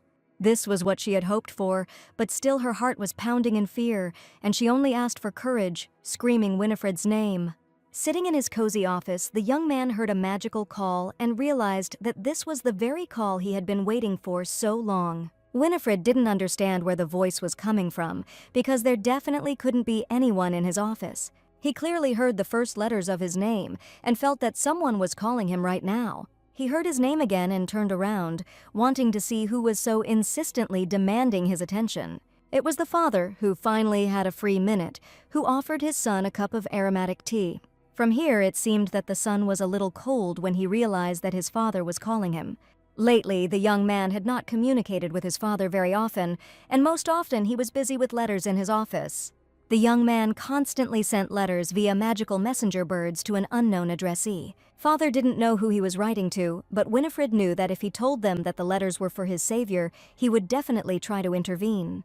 Therefore, the young man replied that everything was not like that at all, and he did not dare take up his father's precious time by trying to change the subject. The father understood that he shouldn't interfere in the life of his growing heir, but he still really wanted to know. He called the boy a little rascal, because his father always came running when his son said he missed him. But now the boy was outraged by the constant interference in his personal life because his father probably didn't even understand that the young man was simply growing up and didn't want to tell all the details of his life. For the father, the son was still too young to say such a thing, despite the fact that he had long ago noticed his first crush and could not miss the important event. The young man thought about it when he heard the words about first love, and there was absolutely nothing like that in his thoughts. He didn't understand why his father had such a strange reaction, but Winfriend himself had recently told the court physician that his heart was hurting. He also couldn't concentrate on work, and he lost his appetite, but the doctor said that his health was fine. Therefore, for the father, the answer was obvious that his son had definitely finally found his first love and was now experiencing the most tender, unusual feelings for him. The father wanted to know who this young lady was who was able to make his only boy fall in love with her and asked to tell his father, promising that it would become their little secret. But Winfriend denied everything and could not even think about his first love, and the father, in fear, thought that this was not a young lady, but a young man. The father would still support his child, no matter who he chose, but Winfriend looked at his father indignantly and asked if he was listening to him at all. He wanted his father to hear him, to understand his feelings, but for the man it was even a joy that his son simply called him Dad. The young man wondered if love shouldn't make your knees shake and your heart tremble, but the father was sure that there were many types of love. The young man was a little worried and said that he simply could not forget that girl and thought about her very often. Every day he remembered her sky-blue eyes, long silver hair, and really hoped that after their meeting everything turned out well for her. It was quite natural that he continued to think about her, because this girl really seemed unusual to him. 3 whole years had passed, but after that last meeting he still couldn't find her name, and still couldn't fulfill her last request. The young man was tense about this conversation because he did not want to talk about his feelings while his father laughed merrily, despite the fact that he still had a lot of state affairs. He even joked that if the boy were to drive him away like this, he would be angry with him for a whole week, and even his mother wouldn't be able to help. In fact, he just wanted to talk to his son and understand what was troubling his soul, and decided to give him one magic scroll. 3 years ago, the Vashaven family went on a trip to the west, so they were unable to meet, and he asked his son to find the gifts that were written there and come to him.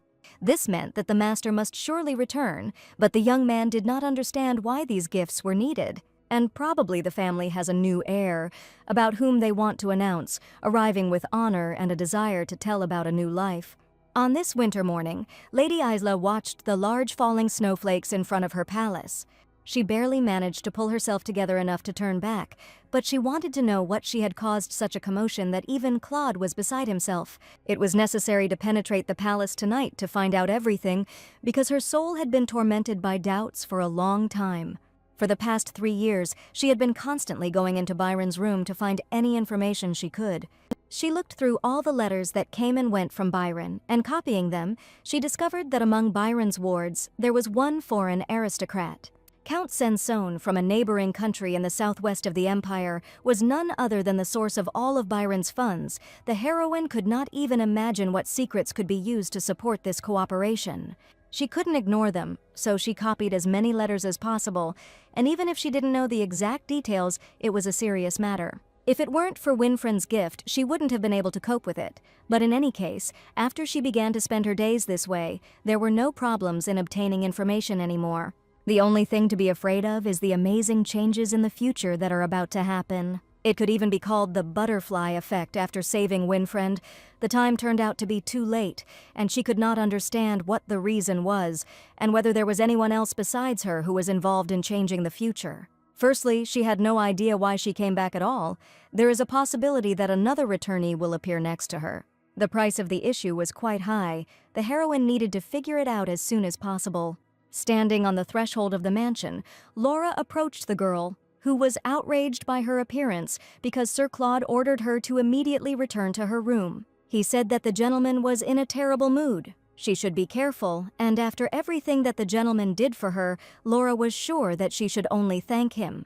Isla wasn't going to get involved in useless arguments after all. This girl was only serving her master. Byron's mood was always good lately.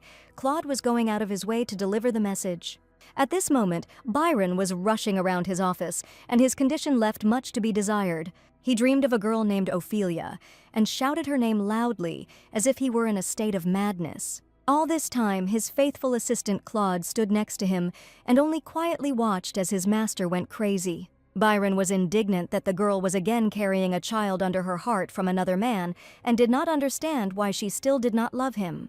She was an ephemeral shadow, slipping through the fingers of his soul, his heart fluttering like a captured bird in the nets of unrequited passion. The desire to possess her grew with each passing day, turning into a mad, all-consuming obsession. He wanted her to belong only to him, for her smile to be addressed only to him, for her eyes to shine only for him.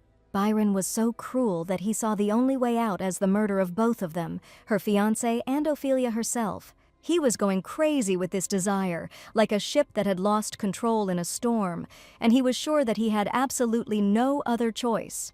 Even so, he still loved Ophelia, and thought it would be right if he cleaned up after her sins. After all, this mongrel had been bred exclusively for this purpose, and Byron was not overcome by true love, but by something terrible. He decided that as soon as she entered the Vashaven estate, he would order the newborn to be killed first. Wanting to see the saddened face of the Duke, who would lose his second child at the hands of his own daughter, he carefully thought out a new plan. On a winter evening, Byron's office was finally empty, and this was a great chance for the heroine. It was great because she was able to sneak in here unnoticed and chose the perfect moment. Even though she was used to this, it was still difficult for the lady to wear two masks of a loving daughter and a heroine of justice. Byron's office was littered with broken glass and books, and he had become so smug lately that he didn't even try to tidy himself up. From Byron's point of view, it would be difficult to remain on guard in front of the girl he had cursed, and that was what irritated him now. There was a real commotion in the room, as if a herd of horses had run through it and scattered everything in different directions. In the mountain of scattered books and broken fragments, Eiley tried to find something suitable, and fortunately, one letter did not have time to burn. The heroine immediately took it in her hands and was going to read what was written there on a piece of crumpled paper. She didn't even believe that by some miracle he had left the letter he so wanted to send, and it was lying right on the floor. It was snowy outside, but the heroine's training took place every morning, despite the weather. This time, Claude suggested spending the rest of the time at his own discretion, because the lady had completed all the tasks very quickly today. Today, the girl's face was extremely serious, and Claude even thought that she might be unwell due to health reasons. But continuing to run, the lady declared that she was perfectly fine and just wanted to take a walk in the beautiful winter forest.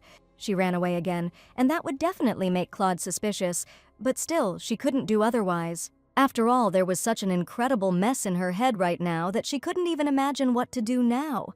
Just last night, she found out that her mother had given birth to a new baby, which meant she had a brother or sister. Enough time had passed since they lost her. The girl was sure that her search was over forever. Her parents always got along well with each other, and it would be strange if they didn't have a second child after their daughter's disappearance. So when they learned that their only daughter was not real, the family, and especially Ophelia, were plunged into deep sadness. The lady could not get rid of this feeling of awkwardness and could not even imagine how to return to her native family. But for some reason this time, they changed their minds and decided to create a new happy family, but without her. The heroine was worried that her mother and father had given up and were still not expecting her, and was it really possible that there was still no place for her in the huge Vashaven estate?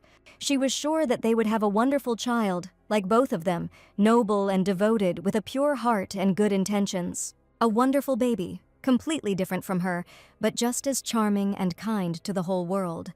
And only then, having found new happiness, Ophelia and her husband will be able to experience the joy of a truly happy family. And perhaps soon they will completely forget about their real daughter, who disappeared a long time ago, and Ayla was very afraid of this. Perhaps she will never be able to return to her family again, and this place will be forever forgotten for her. As soon as she scrolled through these terrible thoughts in her head, her soul was torn into pieces, her heart was broken into small fragments. Everything inside her screamed, "This definitely can't happen. She absolutely must reunite with her real family."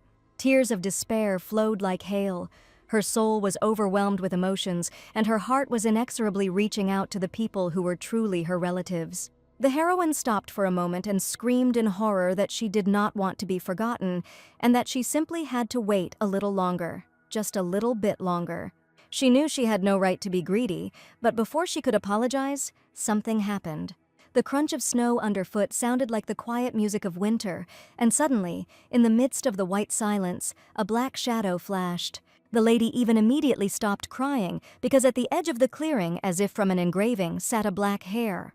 His dark silhouette contrasted sharply with the white background, making him almost unreal, the black hare looking straight at her. But then something even more amazing happened. A second hare, just as black as the first, jumped out from under the spruce paw.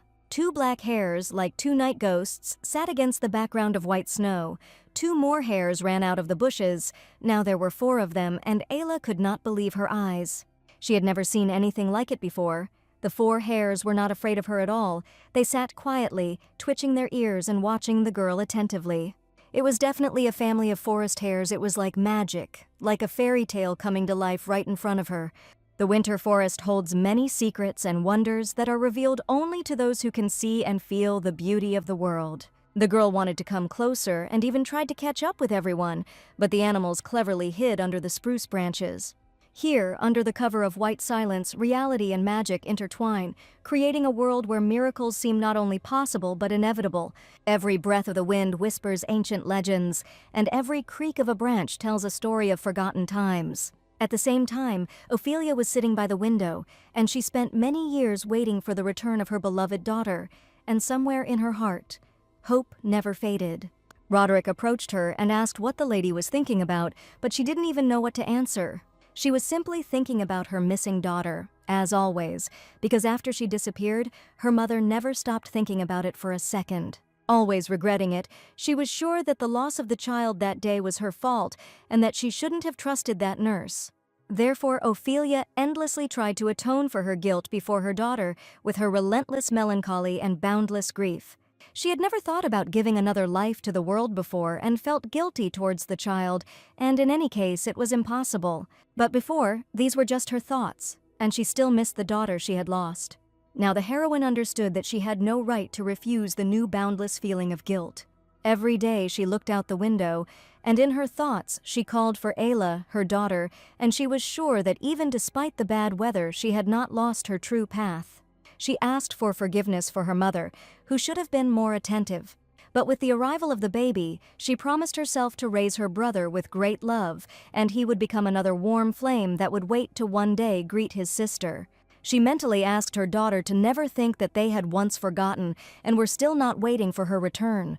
Her father and mother loved her dearly and often imagined what she had become as an adult, but there was a future ahead in which they would not leave her alone and would definitely share joys together. Ophelia could not live another life at all, and thought again and again about the disappearance of her baby. And if only she could turn back time, she would definitely fix everything. This happened at the same moment when Ayla ran through the forest and realized that she got lost because she ran after the forest hares. She was soaking wet and just wanted to look at the hare family that reminded her of her parents. Feel, even for a moment, that very warmth and solitude of a happy family life, where the whole family is together. Feelings took over the girl's mind, and she ran without looking back, completely unaware of which direction she was running in. Despite the snowy winter, a very heavy downpour suddenly began, and Ayla completely lost all reference points as to which direction she should run. The weather continued to get worse, but the heroine needed to find at least some kind of path to get back. Somehow she managed to get out of the forest, and from exhaustion, the girl simply fell into a huge puddle while huge drops of rain poured down on her.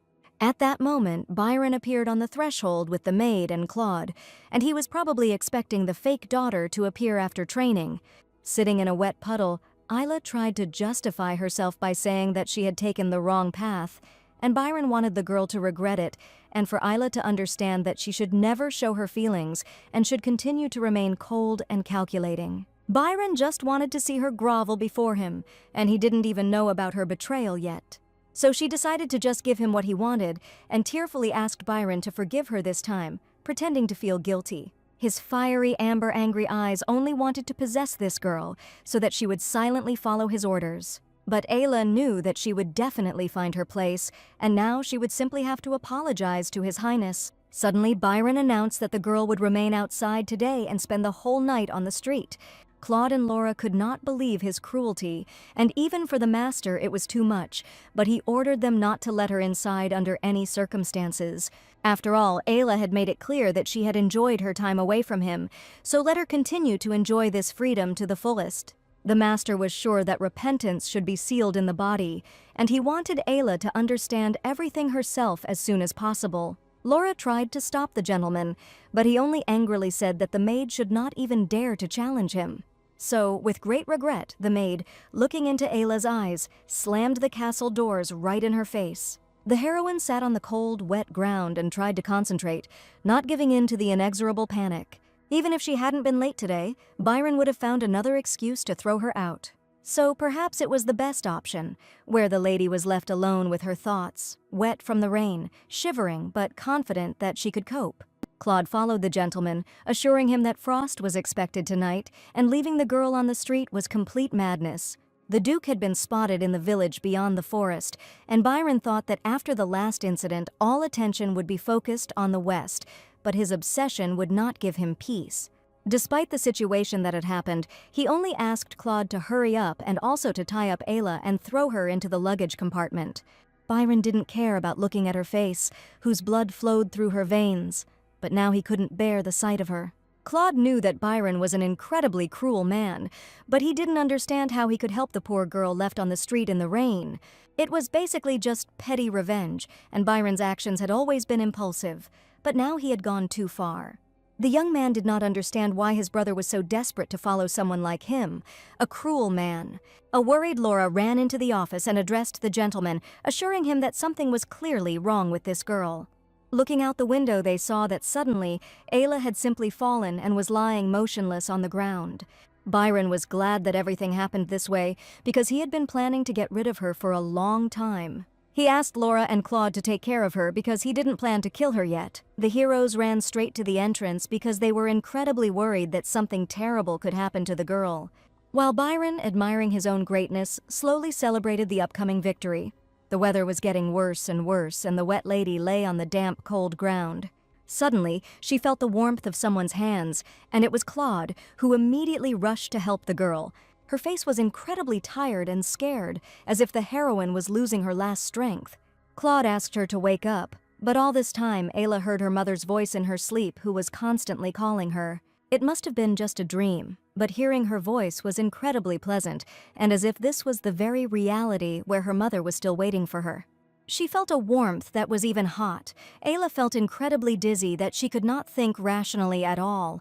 In her unconscious state, she felt the warmth of her mother's hands, who asked her daughter to just rest and not think about anything. It was like a pleasant dream, where Mother promised to trust her, reminding her of her promises.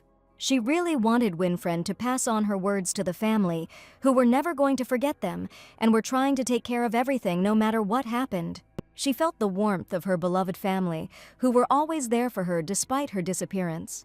And if there is anyone else who cares about her, she will be incredibly grateful to that person. Suddenly, Isla opened her eyes and saw a blurry image of Mr. Claude standing next to her bed. He carried her and put her under a warm blanket, and also changed her into dry clothes, putting a bandage on her head, smeared with healing ointment. All this time, the young man was next to her, waiting for the lady to wake up. And as soon as he saw her eyes slightly open, he was incredibly happy because she could just die. Suddenly, the lady asked why Claude had deceived her, since he had known the whole truth all this time. The storm was raging outside, and Claude sat next to Isla, who could barely utter quiet words. He felt guilty, but the master had power over him, and in this situation, the hero had to act completely contrary to the call of his heart. He knew the girl had the right to know the whole truth, and at that moment the young man's feelings simply went wild. It was a special night, where the terrible truth that each of them had hidden in their minds for many years was to be revealed between the heroes. Ayla asked if Claude knew everything from the very beginning about her disappearance and that her family was still looking for her. After that night, Ayla was bedridden for a long time, but just a few days later she was loaded into the cargo hold. She was almost unconscious, waking up only for a few seconds. Pleasantly, Claude carefully carried her into the compartment, covering her with a blanket and putting a pillow under her head. For some reason, after this incident, the young man looked very scared, although before he had always kept his cool. Isla looked straight into his eyes and tried to remember if he had answered her anything that terrible night. She realized that she had said these words in a half-sleep, words about how he had known the whole truth all this time. The girl's condition was extremely weakened, and Claude remained by her side the whole time. He put his hand on her head and asked her if she remembered her name, and it was the strangest question. Ayla was silent for a while, trying to collect her thoughts, which after that incident had simply fallen into pieces. She never answered him, who probably wanted to give him at least some kind of hint. Suddenly, Laura's voice was heard near the carriage, calling her uncle to prepare for the trip. She worked hard and was outraged that the young man continued to take care of this girl. Laura probably didn't want Claude to take care of Ayla, and maybe she was even jealous of him. She insisted that her uncle himself admitted that a lot had changed over the past few years. She didn't say anything to the gentleman, but he still remained in a bad mood, and it was completely unclear what was happening here now. Claude was simply worried that the heroine might break down prematurely, because this girl is the master's most important weapon. Ayla had absolutely no idea who she could trust now, and it seemed to her that everyone was lying to her, and she had simply fallen for the bait once again. It must have all been just a dream. But Claude knew that if Ayla knew everything, then he would have to act completely differently. Laura remained angry and asked Claude which direction they were going to go. The final destination was not entirely clear, but most likely they were heading east. This was not at all in the plans, so the surprised Laura asked again if she had really misheard. The pursuit was extremely intense, so plans could change halfway, and they might even end up standing here. Claude recently discussed his next steps with Capella, and she asked him to follow strict instructions completely.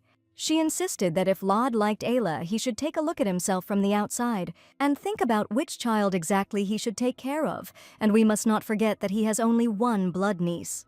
Claude understood everything perfectly, but his kind heart could not leave Ayla alone in trouble, because now she had absolutely no support. Laura asked not to worry and promised to make sure that Isla would not experience any inconvenience during the trip. Winfriend and the Imperial Knights rode on fast horses and enjoyed the beautiful weather. The boy's life was incredibly happy, and he appreciated every moment, even if it was just a blindingly bright sun. He was glad that they were able to get there without any problems, and in fact even arrived ahead of schedule. The arrival of Crown Prince Winfriend was a momentous occasion, and as soon as they arrived at the appointed place, all the maids and servants lined up in rows. They decided to come to the master, but wanted to do it earlier, but nevertheless, etiquette says to just come on time. The prince and his father walked into an incredibly luxurious hall with marble floors, and they were greeted with great respect by the master and the duchess, who immediately asked if the crown prince had wished well. The young man was very happy about this meeting and came up to say hello, because they had not seen each other for a long time, and he found out too late that they had left then. The Duke admitted that an urgent matter had arisen that time, and the boy joked that the master had probably missed him all this time. He was genuinely interested in how the young man was doing all this time, since he had grown into such a wonderful guy. The young prince also declared that he would soon become an adult, and he even grew taller and his voice became deeper. But he asked to stop, before everything they were going to tell each other. After all, first the master and the duchess must receive congratulations. They brought gifts from His Majesty, new fabric, and healthy medicines. Besides this, the boy had personal gifts that he had prepared, and he really wanted the master and the duchess to be surprised by them. The young man took out a gift from his coat pocket, to which he paid special and valuable attention. It was an exquisite pink first-class rattle, and Ophelia was simply delighted at the sight of it. It was made to order, and His Majesty insisted that Winfriend mention it. Ophelia was absolutely delighted, and the young man made her laugh heartily, and she also asked him to convey his majestic, sincere gratitude. Winfriend promised to pass everything on word for word, and all the gifts were incredibly well received by the family. Now the family did not seem as sad as before, but the Duke had to ask Winfriend for one thing. He was very young then and did not remember the conversation. The ducal family once lost their daughter, and they had a new heir after they couldn't find their firstborn. It is not at all strange that grief still weighs heavily on them. The father warned his son that when he delivered the gifts, he should carefully observe their reaction, whether the joy would outweigh the sadness. Father had asked him to stay with them and try to comfort them, and those words were impossible to forget. But now these people seemed more joyful than one might expect.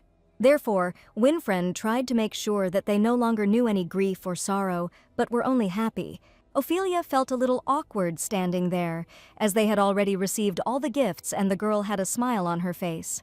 Winfriend hesitated a little, for he did not know what to do, and probably he should stay with them for some time longer. But he held one more thing in his hands, and he wanted to tell about some of the properties of the magic box. It was originally intended to be a gift for the Duchess, but unfortunately, circumstances changed slightly. And just recently the young man gave her to another person on her whim, so now he needed to apologize.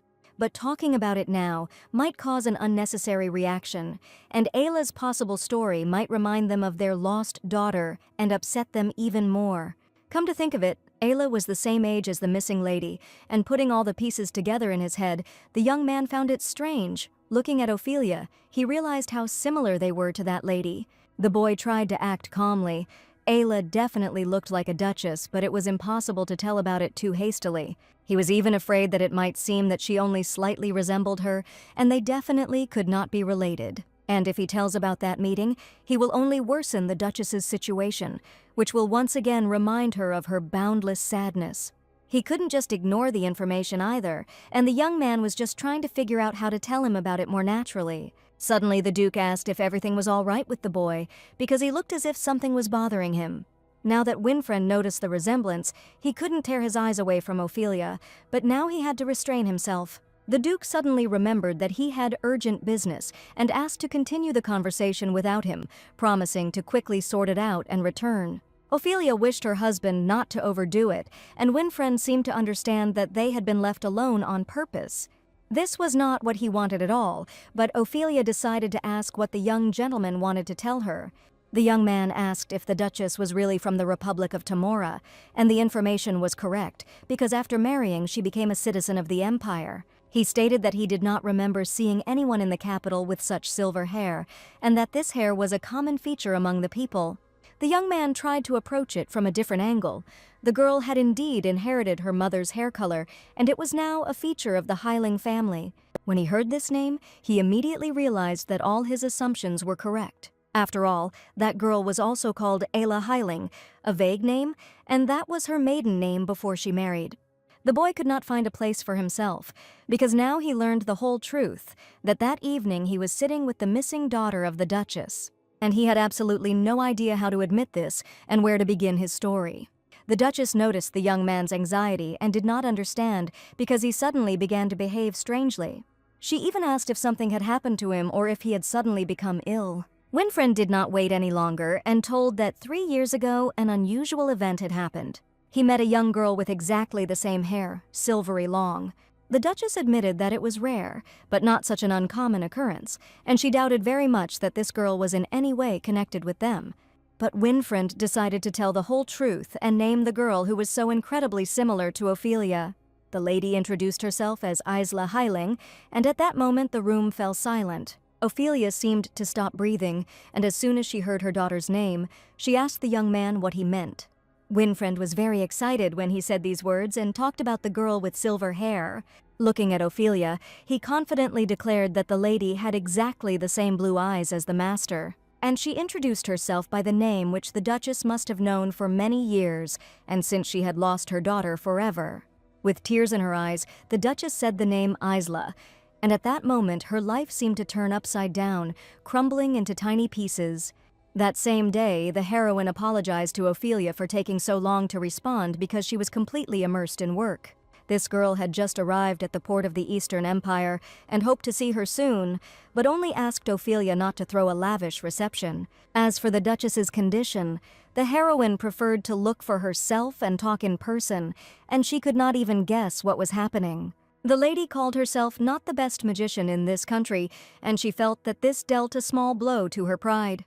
The heroine was the headmistress of the Tamora Republican Academy named Candace, and right now she decided to send a letter to Ophelia. She didn't notice how she hurried and accidentally dropped all the books, and a man who happened to be nearby offered to help her. He realized that the girl had collected all this to cross the sea, and she herself had muttered it while writing the letter. The young man assured her that, in any case, before she boarded the carriage, she needed to remove something from her luggage because it could be dangerous. He warned that bandits had been frequenting the mountain trails here lately, robbing any traveler, and such a cart would definitely be the main target. Candace was sure that this area had been completely different before, and the man suggested that they use a private carriage if possible. He knew that this was the girl's first visit to the Empire, and that in 3 years the situation here had become worse, and for some reason Western criminals had infiltrated here. Who knows where the world is heading, but now Candace has received an important warning. The lady thought about it because all the books and materials were incredibly valuable to her, but now she needed to get across as safely as possible. She stopped on the road with suitcases in her hands and waited for some carriage to drive up. After all, Ophelia had better hurry up and find her daughter as soon as possible and no longer live in torment, sadness, and sorrow. She knew that Ayla must be somewhere nearby, and she carefully looked at each passing coachman. Ayla was hiding in one of the carts behind wooden boxes, but her blonde hair could be seen from afar. As Candace stood waiting, a carriage passed by with a girl with silver hair sitting in it. Today the sky seemed very beautiful to the heroine, but in her soul she felt incredible sadness and despair. After talking with the Duchess, Ophelia immediately told her husband that their daughter Ayla had been in Primus about 3 years ago. Winfriend apologized for not reporting the information sooner, but it seemed Ayla was in a dangerous situation and he couldn't casually mention it. Ophelia cried bitter tears, and the Duke was sure that the young man had done everything right. He also told about Ayla's personal request. She wanted him to pass on a message to her parents and asked him to keep it a secret from others. The Duke and Duchess held their breath as the young man uttered the most important words of their lives, that Isla said that she would definitely return home. And even if she can't go home now, she hopes that they will wait for her. The terrible secret that had been kept for many years was finally revealed, and the parents learned that their daughter was alive and really wanted to return to her beloved family. Tears also ran down Winfriend's face because he couldn't contain all those emotions, keeping the secret for about 3 years. Ayla didn't even need to ask him about it, because her parents had been waiting for her all this time and would continue to wait, and one look at them was enough to understand. Ophelia finally calmed down and asked for forgiveness. She was ashamed, but the tears continued to flow like a river. Now everything was fine, and the young man assured that the lady did not need to apologize because such news had greatly touched her soul, which had been in sorrow for so long. The girl he met was the young lady of this house, and finally everyone knew the truth. Perhaps it was meant to be, and now is the perfect time for the family to finally be reunited. But suddenly, the Duke announced that Ayla could become the young master's bride in the future, but he knew absolutely nothing about it. The Duchess laughed, because these words were only partly a joke, but the Duke took everything seriously. The father was sure that his son had definitely fallen in love, and had already told the master and the Duchess everything. The boy completely stopped understanding what was happening here, and what the young man meant. Some time ago, an incident occurred in the Imperial Palace when the weather was wonderful and Winfriend was still a very young child. He stood by the cradle as a little girl with silver hair and couldn't take his eyes off Ayla, who seemed to have riveted his gaze. Then the parents laughed, because the boy so desperately asked to try to look at her for at least 1 more minute. Very young Winfriend called Ayla a very beautiful girl, and he really could not move away from her cradle. So the parents joked that they would have to arrange an engagement between their son and their daughter, because Winfriend would make a great husband. It was on that day that he heard the promise to one day become husband and wife, spend their lives together and love each other. And while Ayla was still a tiny baby, the young master promised to swear to always protect her. Then he would begin to completely not understand anything in adult life, but something attracted him in this unusual girl. And he replied that he would be happy to marry Ayla as soon as they both became adults. But Ayla's father suggested discussing this in 100 years, because it was too early to discuss marriage now, and even if it was His Highness, he should wait until she came of age. All this was an ordinary conversation, and perhaps fate, which will one day connect 2 young heroes. That's exactly how it all happened. The Crown Prince was told about it now, and everything turned out to be even more awkward than he expected. The young boy was persistent then. It was a very sweet, joyful, and warm time. And then it seemed to Ophelia that there simply couldn't be a more beautiful day when all the families were happy with their children. If they had married then, the prince's future would have been filled with days where every moment would be remembered with pleasure. Ophelia had forgotten that such a future could be hoped for, but thanks to Winfriend, she could dream about it again. Ophelia spoke words of gratitude with such warmth, although the young man considered himself guilty because he was late with his promise. And he wondered if he would ever be able to repay this kindness, which spread incredible warmth throughout his soul. The carriage with the hidden Ayla moved through the vast forest paths, quietly continuing on its way. But suddenly the horses began to fuss, as if they sensed danger, and the coachman had to stop them.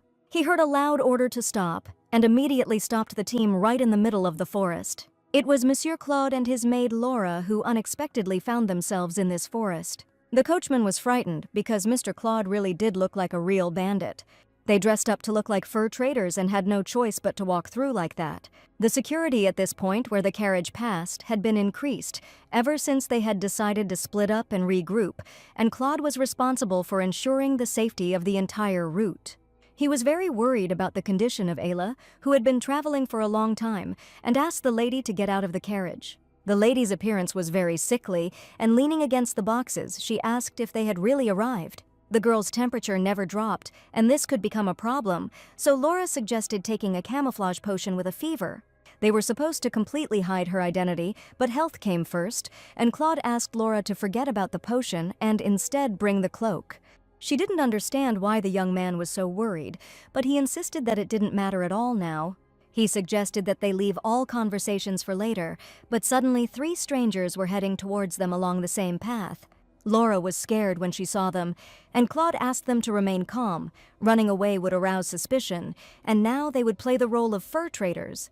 He asked Ayla to lower her head, put on her hood, and not to move under any circumstances without saying a word. Knights appeared before them, asking for forgiveness for the disturbance, being the Eastern Knights assigned to this area. They asked him to introduce himself, and Claude told a fictitious story about the fur trade he was transporting from the port. The Knights were currently patrolling due to the rise in banditry, and had to check everyone who passed along this trail. The chief knight asked to see the trade license to verify the veracity of Claude's words. The young man stated that he had an accounting book, but there were some shortcomings that he could not talk about. At that moment, the knight realized that he was absolutely sure, and he had already seen this young man with a scar on his face somewhere. The hero's glances crossed, and a chill of danger ran between them, because Claude immediately recognized this man. Without a word, he drew his sword, and the enemy also rushed to attack, realizing that this man was definitely lying to him. There is a wanted poster with Claude's face on it, and every knight knew it. Sir Desson sent them an advertisement every month, and this month also received an advertisement about Claude being wanted as a dangerous criminal. The knight ordered to return and request reinforcements, and Claude understood that a fight would now be inevitable. With his sword, he rushed to attack the young knight because he knew that no one was going to let him go now, and they needed to be killed before the situation got worse. Suddenly, the knight stopped and felt a strange sensation, as if he did not have control of his sword at all. It was as if he had suddenly lost his strength, and his grip simply weakened, and the sword in his hands trembled.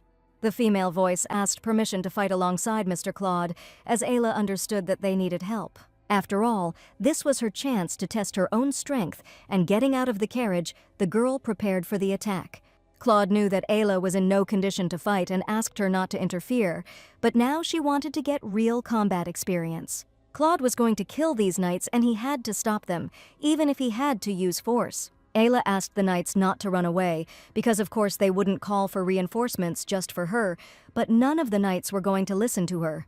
The young men stood there in bewilderment, not expecting to see a young lady who was also ready to rush into battle. One of them wanted to do as she said, but the other insisted that they should call for reinforcements immediately. Those posters didn't say anything about a kid with a sword, and the simple knights from the outskirts clearly lacked the skill to defeat them. If the boys had a chance to stay alive and gather some information, it would be the best option, but one of the knights decided to take responsibility for himself. The sword was already flashing in the sunlight, and Ayla wanted to deal with everyone herself, but the Glot categorically forbade it. He gave permission to take 3 and 30 minutes, but if nothing had changed by then, he promised to intervene himself. The lady took out a sharp blade and moved forward, with a fierce desire to deal with her opponents.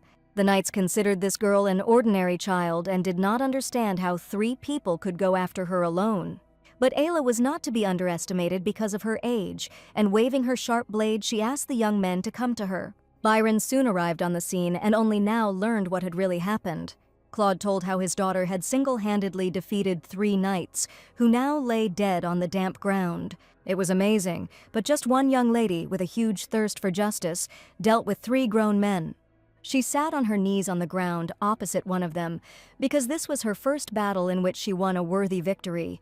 But one young man looked at her intently, and the lady ordered him to be silent with one glance. After all, if they were caught now, then they would all definitely be dead, and the knight should just lie there, not make a sound, and not move. Isla deliberately avoided all important vital points and simply turned off the boys, and said that she would take care of it personally, but reinforcements should have arrived by now. She just wanted to be useful to her father and show that Byron's power was in his hands.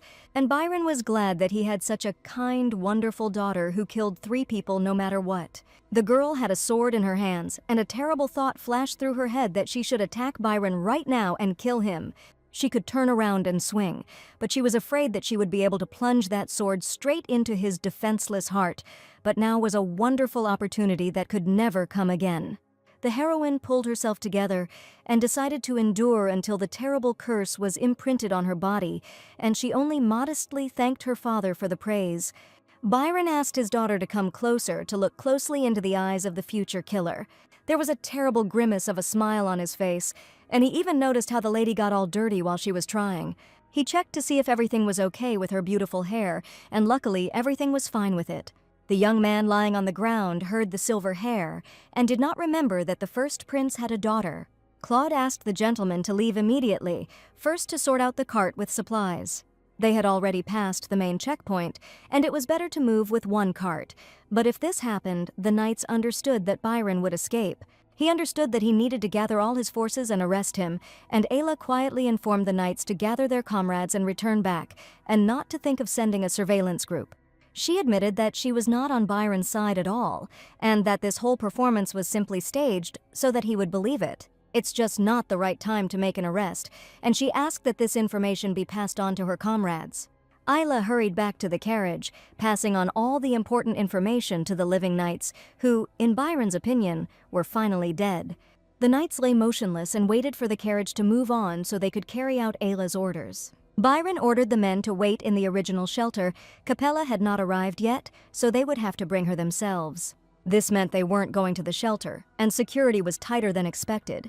Claude suggested returning to the dungeon, since they had collected a decent amount of resources, and with the right words, they could get help. It was about some woman from the dungeon, and it was the first time Ayla had heard about it. Byron said Claude had completely lost his mind.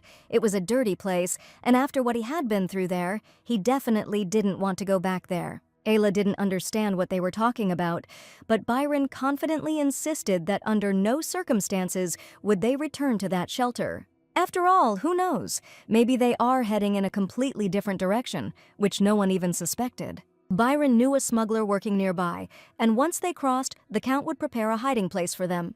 Byron's connections were limitless, and in any corner of the empire he could find someone who would hide him. So he ordered the coachman to drive away, according to his instructions, and their plans changed quite abruptly at the most unexpected moment. The lady from the Imperial squad was already trying to find out where the knight who witnessed the fight with Byron was. She found these young men who had just returned and was going to ask them a few questions. Sir Dexon was wounded, and his assistant asked him to be patient because the young man had no intention of hiding anything. He immediately reported that they were assisted by a girl with silver hair who had deliberately arranged everything to make it look like a brutal murder.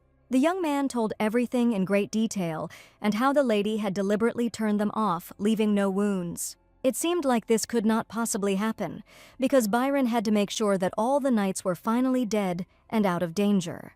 Even back in the days when the knight explored Primus 3 years ago, there was a story about someone with silver hair, and that day they found a long strand of silver hair on the prince's cloak. It wasn't enough to confirm, so the information was kept secret, but it turns out this girl is related to Byron, a lady from the ducal house of Vashhaven. The young man confessed that at the end of the dialogue the lady said strange words, the meaning of which he still could not understand. She conveyed that now was not the right time to catch Byron, and that they should wait a little to finally deal with him. The knights tried to understand what this meant, but it was definitely about the fact that Byron had to be destroyed. If the knights were telling the truth, then the lady was using that family's sword technique, and she called the first prince father. In other words, the princess is raised as Byron's daughter, but she also realizes who she really is. They decided to send a surveillance team since they could still pick up their trail, but it was probably a bad idea. They couldn't send a squad to spy because there were other knights who had to keep quiet about this. The knight of the squad certainly believed this child, but it was not only that, and simply based on the facts they found out, the child was being held hostage. And if they start recklessly pursuing Byron, they will put this girl in danger. So they decided to return to the capital and report everything first, and information also came that His Highness the Crown Prince was returning. The joyful youth turned to Sir Nexon, who must have been very tired after a long ride. Nexon just returned. The young man admitted that he really scared him yesterday and did not expect that he would have to travel so far to the east. Just yesterday, a squad of knights urgently left on an important matter, and the Duchess was impatiently awaiting their return. The young man admitted that he was very sorry, but he couldn't just leave the protection of His Highness in the ducal house. But it was a situation that couldn't be helped, and in any case, thanks to this, he was able to spend the night with his mentor and had no complaints. The Duke understood that the knight had managed to discover something important, and his son also had new information. Now the mentor was about to leave for the capital, and Winfried still could not stop thinking about that conversation with the Duchess. The Duke intended to give a full report as soon as they reached the palace, and he set out, accompanied by the Imperial Knights. They arrived at a huge residence where important meetings of high-ranking officials were taking place. Based on what the young men learned, they were able to draw some conclusions in order to finally figure everything out. One thing is clear, Lady Isla of House Vashhaven is still alive, and because of the Duke's worthless brother, she had to leave a message asking them not to spy on them. Winfried listened carefully to this information because he was the main key link who managed to see the lady in person. The Duke asked what those present thought about this because every opinion was incredibly important. The first to raise his hand was Sir Nexon, who was about to tell the information he had received firsthand. According to the knights, Ayla now has the qualities of a true swordmaster, and not everyone can fight off trained knights, but she alone dealt with them. And yet she didn't run away, and something clearly didn't add up here, and there had to be some other facts. Winfried confirmed that even a few years ago, either the ideals were the same version, and it turned out that she could leave at any time if she wanted. And she would never have promised that she could return if she had not been sure of it, so those present made a unanimous decision. She has a reason for this. But the main question remained, what exactly is this reason, and what drives this girl?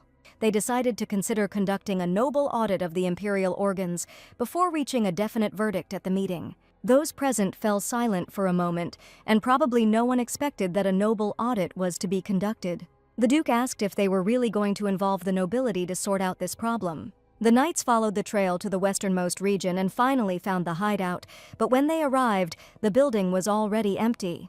There were signs of a rapid escape, but the amount of cargo taken with them was insignificant. It is impossible for a force of such scale and such speed. These people definitely had someone covering them. Perhaps it was a group of people, and there is a clear limit to what outsiders can do, meaning their power was from within. The Duke was sure that the group of people were still active, and they could not lie low so quickly, ruining all their plans. So those gathered tried to understand who was the main key person in this mess. When the Duke inherited the throne, he made sure that the punishment of those who remained was handled with particular care, and there are even people who lead this business and are key in relation to such groups. A strange tension arose between the young men, and the Emperor became indignant. Was the Duke really trying to say that he had failed in his job? The Emperor warned the Duke that he was giving him another chance to take his words back, but here he insisted on his opinion. Winfried was frightened because it was the first time he had attended such a meeting where such a serious conversation took place between the Emperor and the Duke.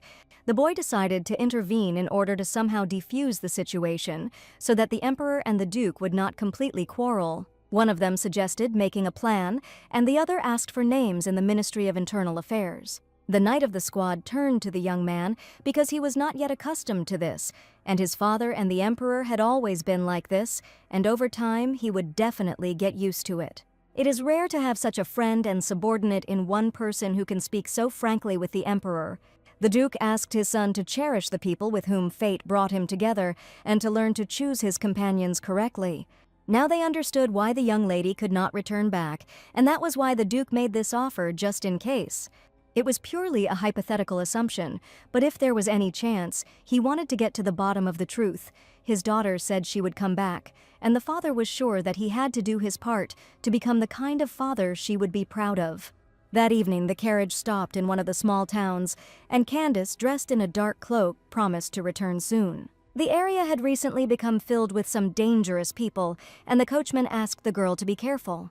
He gave her exactly 3 hours, as they had agreed, and during this time she needed to quickly sort out her affairs. She came out into a small, empty town, where there seemed to be not a soul, and realized that this was the very place. In such a rough area, it was easy to get any information, and since the Duke and Duchess were too honest, they probably didn't even think of coming here. So brave, Candace decided to take a step on her own, considering these people her friends. She may not find a suitable informant right away, but first she will go to the largest tavern she sees. But before she had time to think about it, she heard an incredibly loud scream echoing throughout the entire street. Someone nearby was clearly screaming very loudly, and these were not joyful screams at all, but most likely cries for help. Turning around, she saw a girl being accosted by 2 young men, and clearly in danger. The lady insisted that she was there on a mission, and Candace decided to use magic to help her as quickly as possible. She handled magical powers very well, and knew that no one who was drunk was scary to her. But suddenly, another lady appeared, who jumped up with such abruptness that she found herself sitting on the shoulders of one of the young men, who could hardly stand on his feet. She grabbed him by the neck so tightly that the young man could not even breathe, and his head began to spin. After that, the girl immediately jumped off him, but most importantly, she managed to confuse the villain. The young man thought that something really devilish was happening in front of him. He didn't understand who this girl was, who had appeared out of nowhere. Before he had time to recover from one blow, the knee of the lady who had jumped on him again, who was deftly controlling her powers, flew into his face. But it all happened for a reason, and Candace's attention was specifically attracted so that they could finally meet. The young man lay unconscious and no longer posed any danger to the girls. The one they were pestering turned out to be Laura, and next to her stood a lady with silver hair, assuring her that her father was very unhappy with her lateness. Candace, seeing those blue eyes in front of her, stared intently at Isla, who had just taken out 2 men in an instant. Nobody understood what was going on here, and why another unusual girl appeared here, whom they had definitely not seen before, and it was Candace. Candace asked Isla to stop and stated that she would like to talk to her for a moment. Laura looked at the stranger warily. You could meet anyone in these places, but the girl didn't seem to show any danger. While the lady was thanking her for the help she had provided, Candace kept her eyes on the lady in the cloak.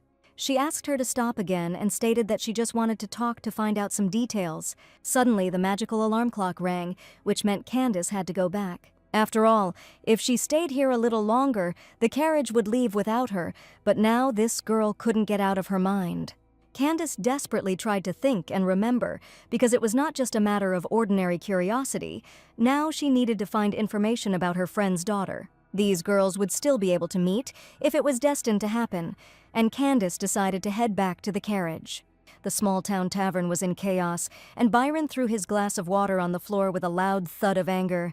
He was incredibly outraged that the man would not be able to give him a ride, because he was sure that he would help him. Byron tried to persuade someone to take him away, but the young man refused, and probably he was not satisfied with the payment.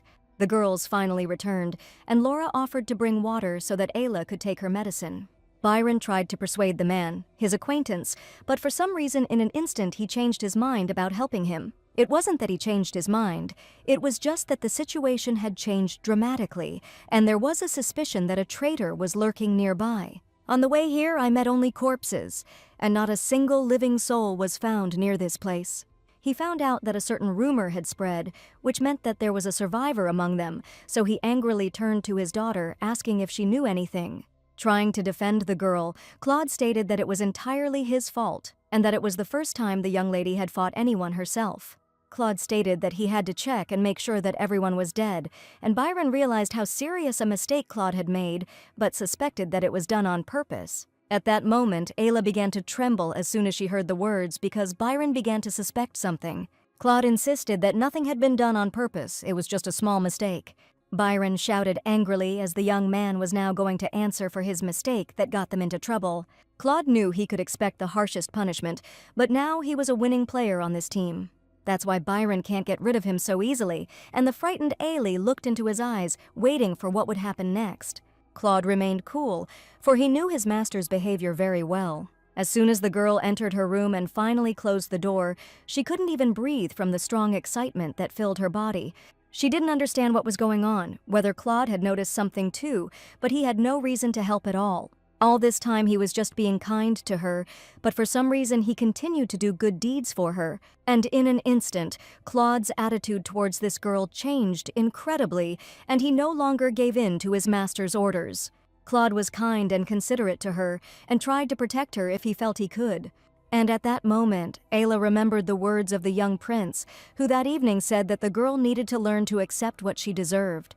Trembling all over, she seemed unable to move because her thoughts were confused from the tension. And yet she couldn't believe that even if Claude understood everything, he decided to deal with the owner himself.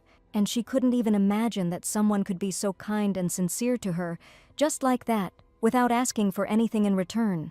The young future prince was drawing something with a pencil on paper, and after another sketch, he finally realized that it turned out well. Even though he had drawn it himself, it looked pretty similar, and there was a huge number of ruined, crumpled drawings lying around the boy. He was about to frame this drawing, but suddenly there was a quiet knock on his door. The maid brought the young man some tea and asked how his work on the painting was progressing. It was the maid Vinka, who showed up just in time, and the young man asked her to find a frame for the photograph, because he had finally finished the drawing.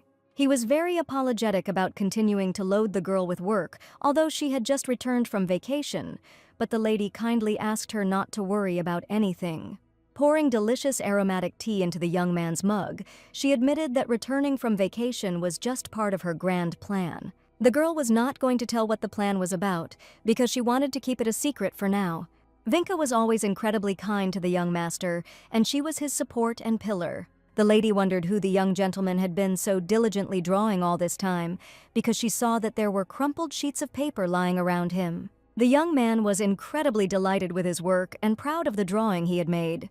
The maid noticed the young gentleman's excellent mood and realized that this drawing brought him great pleasure. Looking at him, Winfriend for some reason hesitated. Even when he wanted to say something, he felt excitement. He apologized because he felt a little awkward talking about this, and the young man began to feel very embarrassed. The lady realized that there was no point in forcing the young gentleman to go into details, because he was really very worried. In the end, she considered herself an ordinary servant, and the young man never showed the drawing because he simply was not ready for it. She left the master's room, asking the butler, who also knew nothing. Vinka decided not to bother anyone with questions anymore, and simply went about her business. She walked thoughtfully down the long corridor, her gaze a little clouded for some unknown reason. It was as if something was bothering the girl, something she couldn't tell anyone about, tormented by doubts.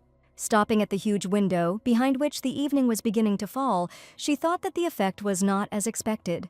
She only whispered the words of how she was tricked into this matter, until a black magical entity appeared in the window.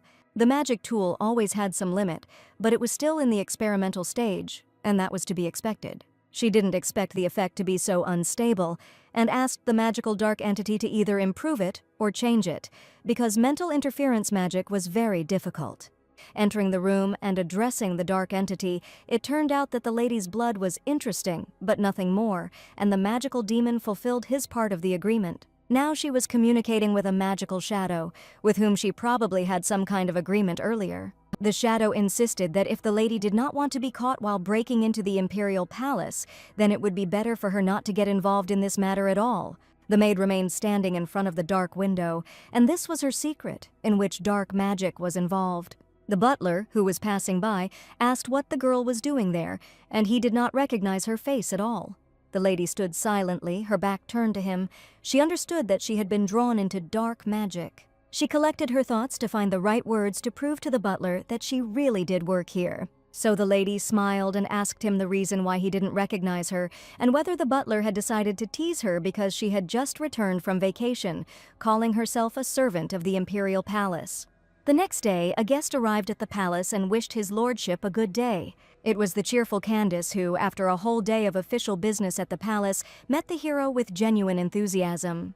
Winfriend met her, and the lady joyfully greeted the gentleman with whom she had met for the first time. The first meeting was quite nice, and Winfriend really needed to keep up the game. Ophelia introduced her friend Candace, who had arrived completely unexpectedly. She had just arrived and heard that the Duke was due to arrive soon, so she decided to joke a little. But she apologized for interrupting an important conversation and suggested going to the guest room, and the Duke said that His Highness had simply brought a gift. Ophelia didn't understand, because Winfriend had just recently showered their family with gifts and probably had something else prepared. The young man smiled and stated that it was nothing special, and since Ayla couldn't come back right now, he thought it might comfort Ophelia. The butlers brought out a beautiful portrait of a girl with long silver hair and deep blue eyes. It was a portrait of Ayla, drawn from memory, because the parents did not know what their grown-up daughter looked like. He decided to show her at least in this way, and Candace had absolutely no idea what was going on here.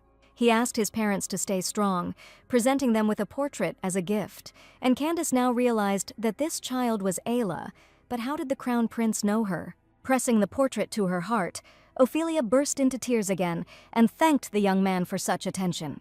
Candace had no idea what was going on here, but her friend seemed incredibly happy.